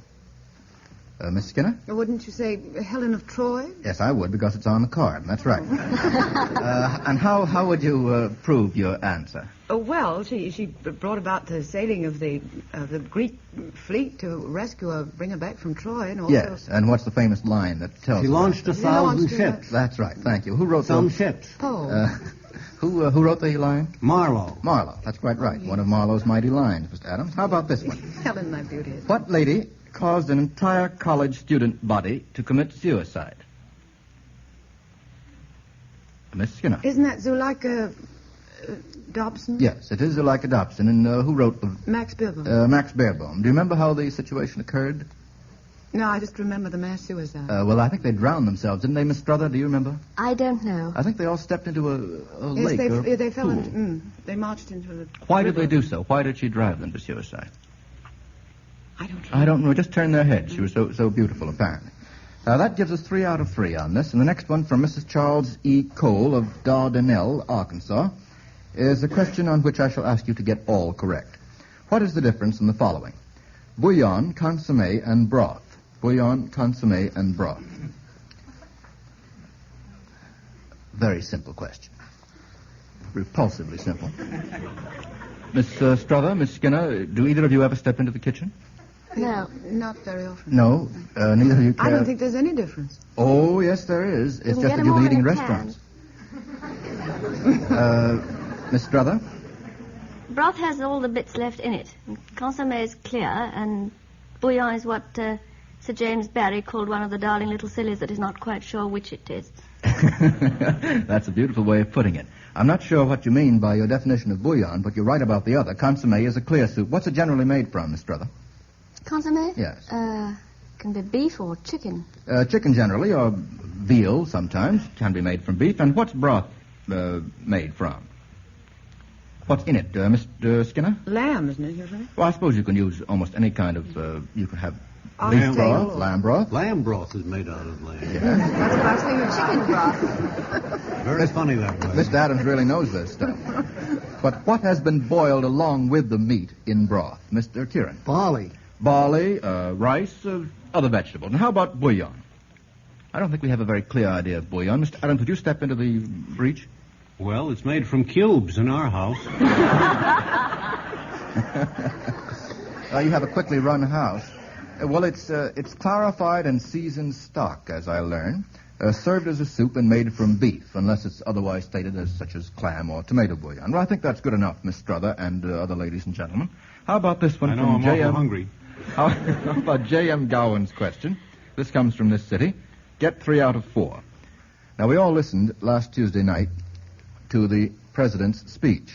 In the course of that speech, he quoted, whether he knew it or not, from a number of people. He quoted from H.G. Wells, from Israel Putnam, from Rudyard Kipling, and finally, from himself. Can you give me in substance 3 of those 4 quotations? Miss Struther. He quoted Wells' The Shape of Things to Come. That's quite right, yes. Where in Wells do you find that phrase? Well, it's the name of the movie. Yes, and the name of a book. Yes, called The Shape of Things to Come. Remember the whole sentence in which the president used the phrase? We do not accept and will not accept. Hitler's Yes, this Nazi shape of things to come. Yes, very effectively used quotation. Now, how about the quotation from Israel Putnam? Mr. Kieran. Well, that's the one about not firing until you see the whites of their eyes. That's exactly right, Mr. Kieran, and he did use that. Remember, when your enemy comes at you in a tank or a bombing plane, if you hold your fire until you see the whites of his eyes, you will never know what hit you. Israel Putnam is credited with that, and also another revolutionary General Warren, hero. I believe. I think it's Colonel Prescott, Mr. Kieran, though I may be wrong. Dispute all around about Yes, and we're not going to settle it tonight. Now, how about the quotation from Rudyard Kipling? Very famous one. I know that Mr. Kieran knows the quotation. Miss Struther? Did he say east is east and west is west, and this time the two are going to meet? Or something No, like that? Kipling said that, and then the thing dropped. Well, Mr. Roosevelt didn't say that. Wasn't it something from the recessional? Yes, it was. Go right ahead, It Miss was Skinner. the far-flung battle. That's right, Miss Skinner, yes. Britain still fights gallantly, said Mr. Roosevelt, on a far-flung battle line. And that's, Mr. Kieran, do you remember the lines? And what are they? From Rudyard Kipling. Lord of our far-flung battle line, beneath whose awful hand we hold dominion over palm and pine. Yes, and I'm sure you could go on with the entire poem, Mr. Kieran, if I didn't stop you. That's very good. Thank you. And now, finally, the quotation from the president himself. He quoted himself. One of his best-known sentences. Oh, I think we should all remember that. None of you remembers that? Toward the end? No, I think it was toward the middle. The only thing we have to fear is fear itself. Thank you, Mr. Adams. That's right. Well, that gives us 3 out of 4, which was all we were required to get, and sends us on to a question from Edward Liebel of Brooklyn. Again, get 3 out of 4. Name the servant of each of these Shakespearean characters. And the first is Olivia. Olivia's servant. Mr. Kieran? Malvolio. Yes. In what play do you find it? Twelfth Night. Yes, there's Or another What You servant to Olivia also. Miss Skinner? Well, she had 2 others, Toby Belch and Andrew Aguchi, weren't they? Well, I don't think that Maria? Andrew Aguchi did very much work. Maria? Maria, yes, the sharp-tongued Maria. How about the servant of Antipholus? Mr. Kieran? Dromio. Dromio. In what play would you find it? The Boys from Syracuse. Well, that's the modern... Comedy of Errors. Yes, that's the more profitable version, the Comedy of Errors. Shylock. Servant to Shylock named, we have one hand. Mr. Kieran? Lancelot Gobbo. Lancelot Gobbo, yes, in Merchant of Venice. And finally, servant to Desdemona. Miss Skinner? Amelia. Amelia, yes, in Othello. Well, that gives us 4 out of 4. The Shakespearean scholars are doing very well this evening. How about this one? Shall we shift to art? Get all on this if you can. Grant Morton of Richmond, Virginia sends this one in. Name a famous painter who lived during the 17th century and who frequently painted subjects who were, in the following cases, fat, thin, and short. Who painted fat subjects? Miss Struther. Rubens painted fat subjects, and why did he do so? He liked him that way. That's all. He just liked him that way. Yes. And who painted thin subjects? So we have 2 hands. Mr. Kieran. I'd say El Greco. El Greco. Any particular reason for his liking thin No, subjects? that was his style of painting. Yes, that's true. Miss Struther? It's sometimes said that he had some defect in his eyesight which made him see everybody very thin. Yes, distorted. And there's another reason, perhaps. He tended to very melodramatic paintings, people in agonized positions. And fat people in agonized positions aren't as effective as thin people in agonized positions. How about a famous painter who painted subjects who were short? Miss Skinner. Velasquez. Yes, when... painted dwarves. Dwarves and children, And too. children, yes. I suppose others painted children, but he was particularly famous for his dwarfs. That's quite right. You ladies and gentlemen are much too bright for me this evening. How about this one from Alice Connors of Minneapolis? Get 3 out of 4. Here's a question about twins. Who were these twins, whether real or fictional? The first pair is Daisy and Demi. Daisy and Demi. They're out of... they're from a writer that all of us Did know. you say Demi or Denny? No, Demi, D-E-M-I. Last name Tass. Demi Tass. Do you remember Daisy and Demi? They're the children of Brooke in Little Men. Louisa May Alcott's Little Men. I think they appear in Little Women, too. Yet. It'll wait for you, Mr. Adams. Here's another set of twins. Brother Charles and Brother Ned. Brother Charles and Brother Ned. To be found where? Oh, we finally got a question that stumps this renowned panel. They're the... School book? I beg pardon? Is that a juvenile book? No, though you may have read it as a bright child, Mr. Adams. Miss Are they from Skinner? Dickens? Yes, The they are. Cheeryble Brothers? Very good, Miss Skinner. That's very good. The Cheeryble Brothers and Dickens, Nicholas Nickleby. That's extremely good. How about Judith and Hamnet? Judith and Hamnet. Well-known set of twins. Pair of twins. Either a fact or fiction. Well, they are the son and daughter of William Shakespeare. Do you remember? Shakespeare, in between plays, was responsible for a son and a daughter. And saved time by having twins, or helping his wife to have twins. Judith and Hamlet. I don't know whatever happened to them. Do you know, Mr. Kieran? No, I don't. Never heard of them since. They got into a dispute over property in his will. And since then have never been heard of. Neither I have think nor they I. sued the estate for non-support. Very possible. Now, how about the set of twins known as Chang and Eng? C-A-N-G and E-A-N-E-N-G. Chang and Eng, Mr. Kieran. Siamese twins. The original Siamese twins, yes. I think that gives us 2 wrong out of 4, sending $25. Courtesy of Lucky Strike and a set of the Britannica to Miss Alice Connors. And sending us on to the next question. Get 2 out of 3 if you can on this one from Mrs. Margaret Huckel of Des Moines. What cook or baker in literature did the following things? Which one wrapped his pastry in sonnets? Wrapped his pastry in sonnets. Mr. Adams?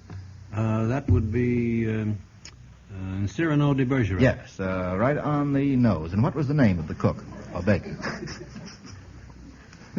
Remember, Mr. Kieran? Ragueneau. Ragueneau, yes. Ragueneau and Cyrano de Bergerac. Thank you, gentlemen. Now, which cook or baker used butterflies as the main ingredient for his pièce de résistance? Used butterflies. That's a tough one.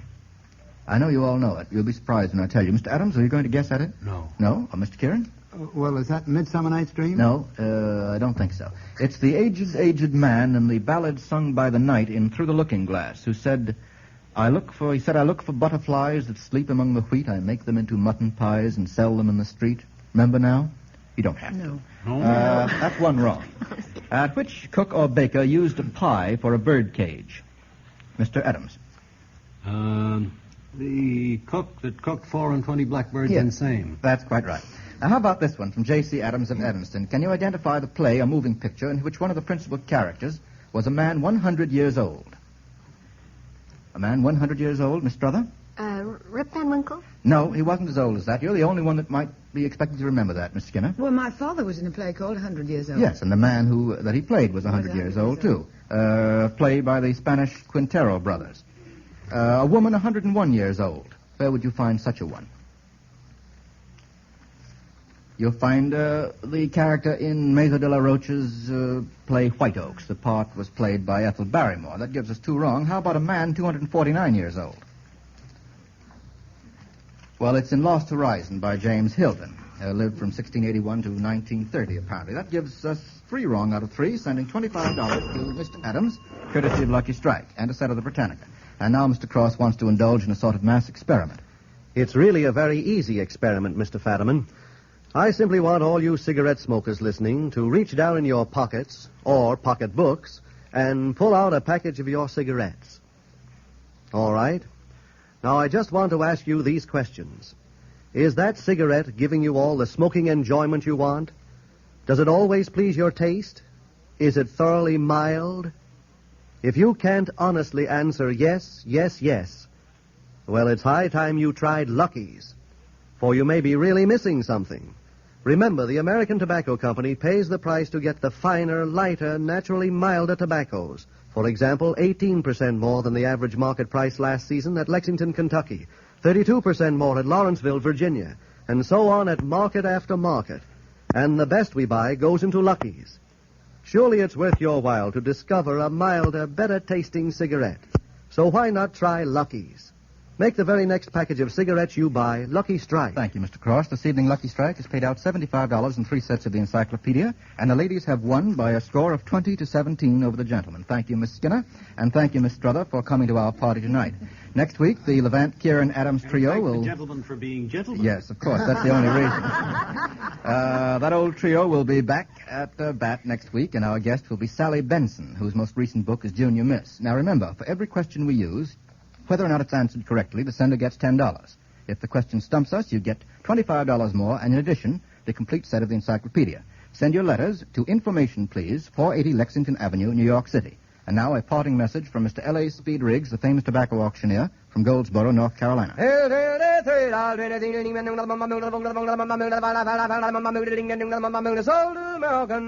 that chant, ladies and gentlemen, is just another way of saying that if you haven't tried a Lucky lately, you don't know what you're missing.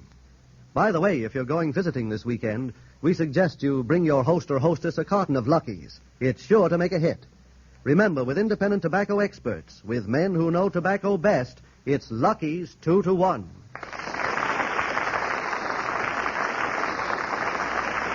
This is the National Broadcasting Company. Stay tuned next for Waltz Time. Next, Waltz Time.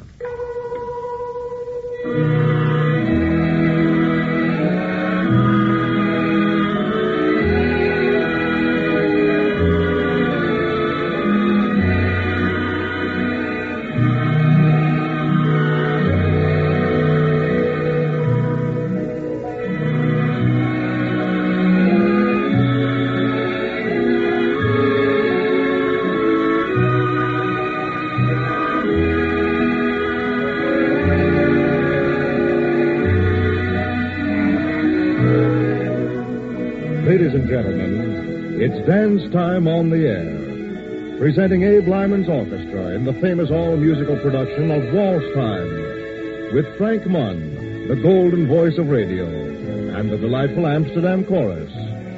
Waltz Time comes to you from the leading druggists of America, who feature genuine Phillips Milk of Magnesia.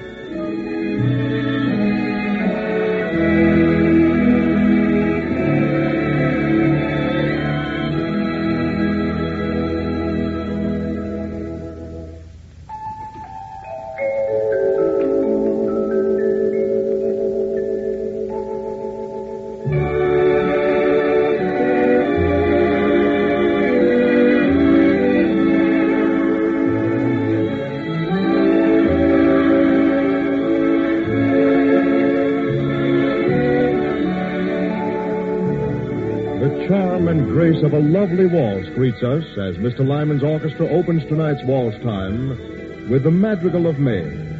Following this, Frank Munn, the golden voice of radio, will sing the song that has swept America, My Sister and I.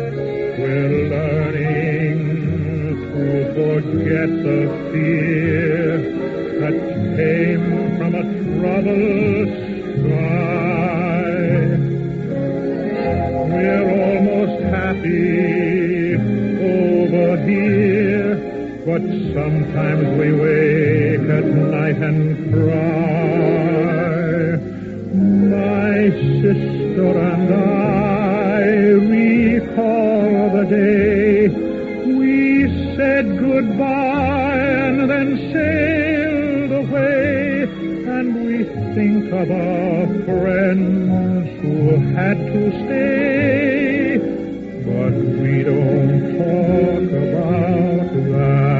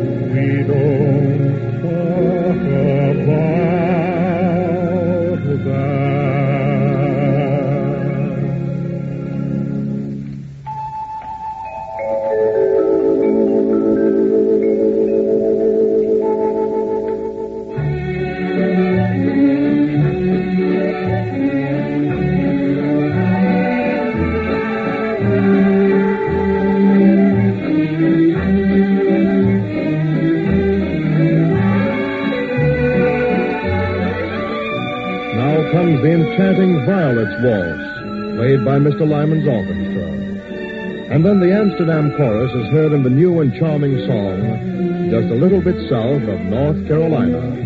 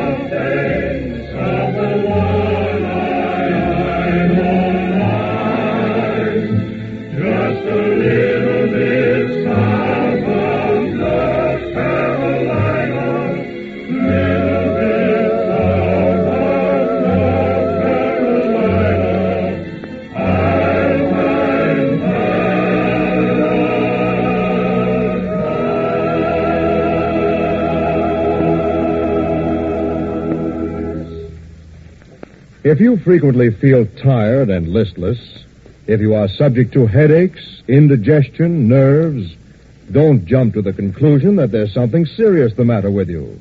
Go to your doctor and ask him the cause. Chances are you have nothing but a slight excess acid condition of the stomach. The remedy many doctors advise is simplicity itself. Alkalize with a little Phillips milk of magnesia after meals. For Phillips is rated one of the most quickly effective alkalizers or neutralizers known. Almost the instant you take it, it starts to alkalize your stomach, neutralizing the excess acids that make you feel headachy and uncomfortable. Soon you feel like a new person. Headache caused by an acid condition disappears. discomfort vanishes so quickly you forget you had an excessively acid stomach. Try Phillips Milk of Magnesia and see what it does for you. But when you buy, ask for it by its full name, Phillips Milk of Magnesia, not merely for milk of magnesia alone. You can get it in the familiar liquid form or in the Phillips Milk of Magnesia tablets. Those are tiny tablets scarcely larger than aspirin tablets, yet each contains the equivalent of a teaspoonful of the liquid Phillips. They're really marvelous. Try them. Any drugstore can supply you with a big box for only 25 cents.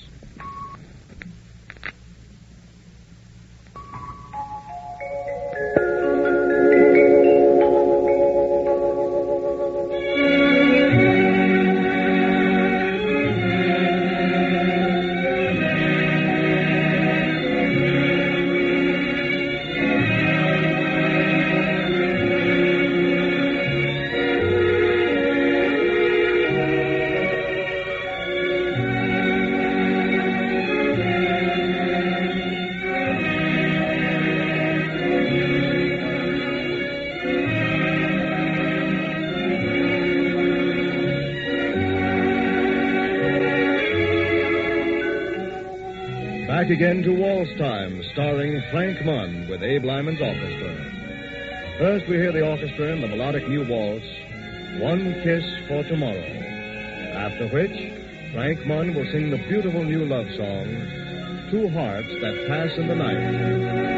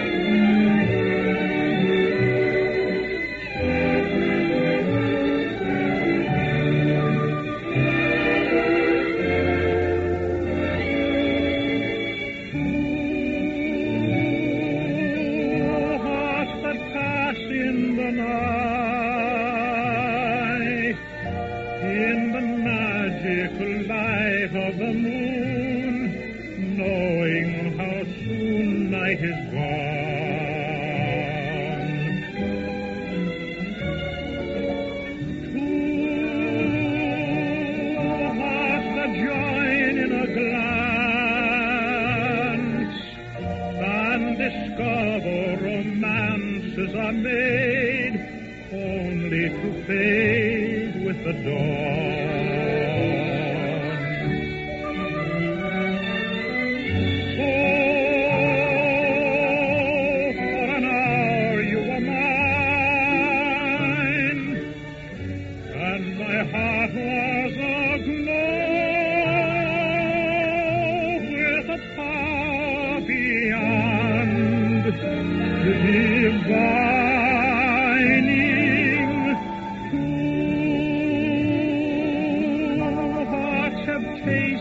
delight.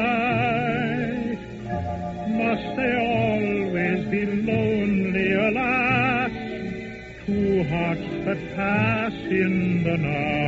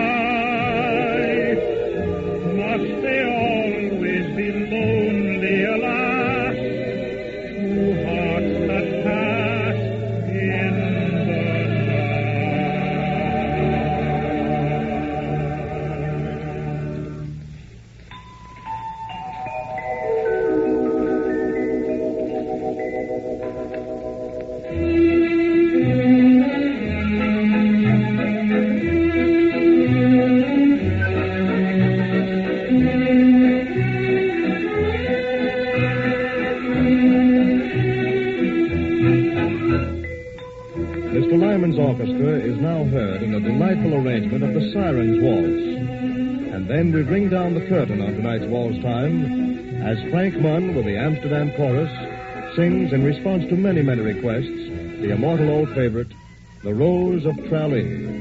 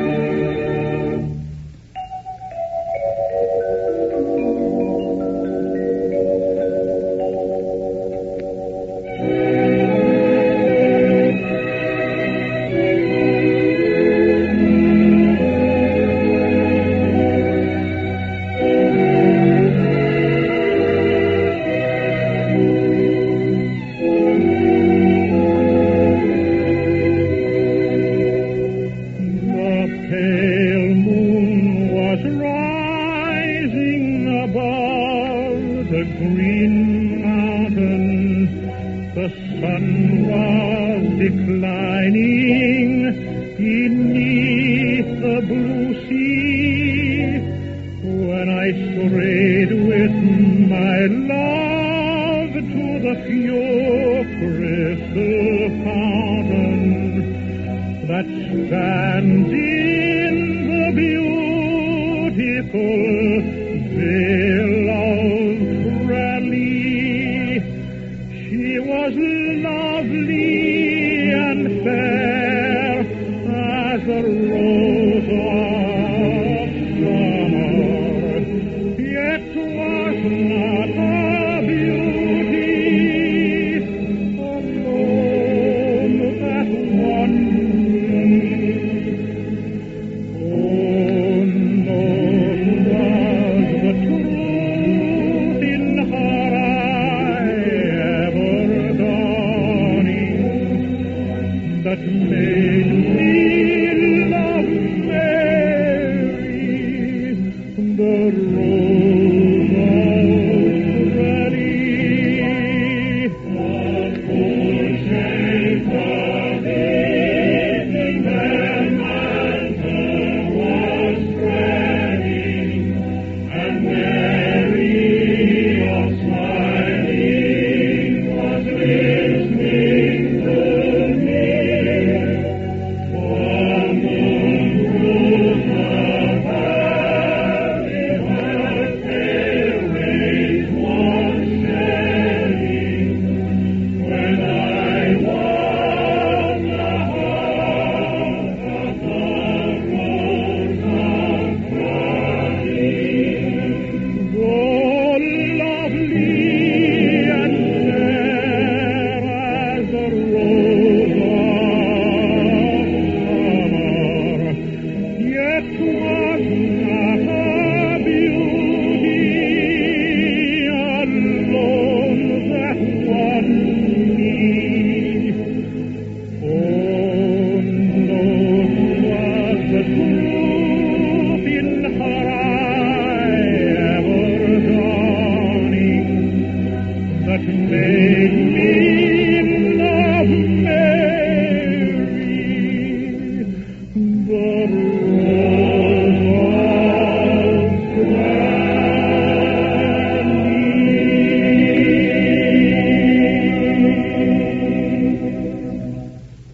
Thousands of normal men and women today eat what they like and enjoy their food without a sign of discomfort afterward, thanks to Phillips Milk of Magnesia tablets. You carry these tablets in your pocket or purse and use them any time or anywhere you happen to be.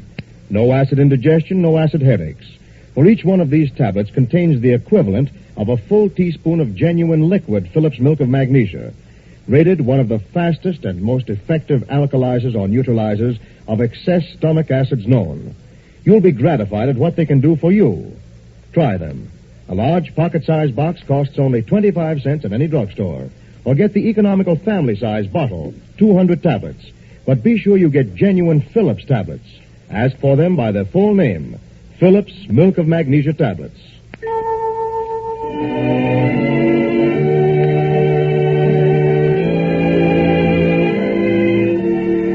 Waltz Time with Frank Munn, the golden voice of radio, the Amsterdam Chorus, and Abe Lyman's orchestra will be on the air again next Friday night at this same time, 9 p.m. Eastern Daylight Saving Time. Your announcer, Andre Baruch.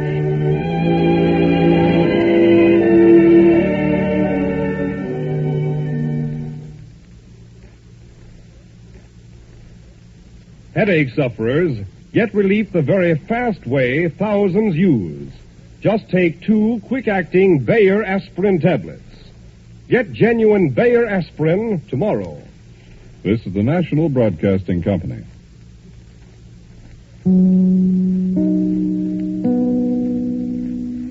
And that's the way it was on Friday, May 30th, 1941. My name is Henry Chop, your host, and in a little bit I will tell you what we are going to listen to tomorrow night, Saturday, May 31st, 1941.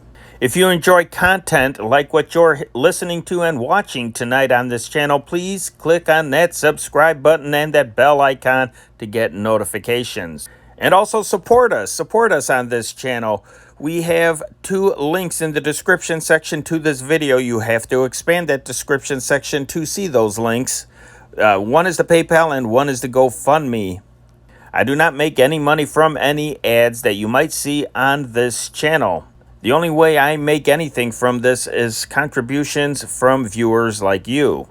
Any little bit is appreciated, and thank you very much in advance. All right, tomorrow night, well, I'm going to search out a couple movies to share. I don't have them prepared quite yet, but I'm gonna search them out, and I'm gonna try to get a double feature up. But before we watch that double feature, because it's Saturday night is movie night, always in my mind, and I always go through the movie listings in the Chicago Tribune to see what films we're playing, and I try to see if I can find something that YouTube will allow me to share, and I will always create a double feature for you. Some great Saturday night movie night. But before that, we gotta listen to the radio, right? And we are going to have Jungle Jim front page drama, Edgar A. Guest, and an interesting program. The Mountain Laurel Festival from Pineville, Kentucky, and that is a 45-minute program. And of course, we're going to find out how your favorite song did on the Hit Parade Jukebox. Did it move up the chart? Did it move down the chart? Or did it drop off completely? Is there a new #1 song? We are going to find out all of that. By the way, thank you for all the positive reactions to the Hit Parade Jukebox. I'm glad that you guys like that feature, and I kind of enjoy it myself. Music has always marked the way society is going, and it's a pretty cool thing. It's just a lot of fun. Anyway, my name is Henry Chop, your host. Until tomorrow, let's turn off that old tube radio. That's our time machine. Good night. God bless. This changing world, this changing scene, where is it taking us? What does it mean? As long as we're certain of each other, we know we don't have to be afraid.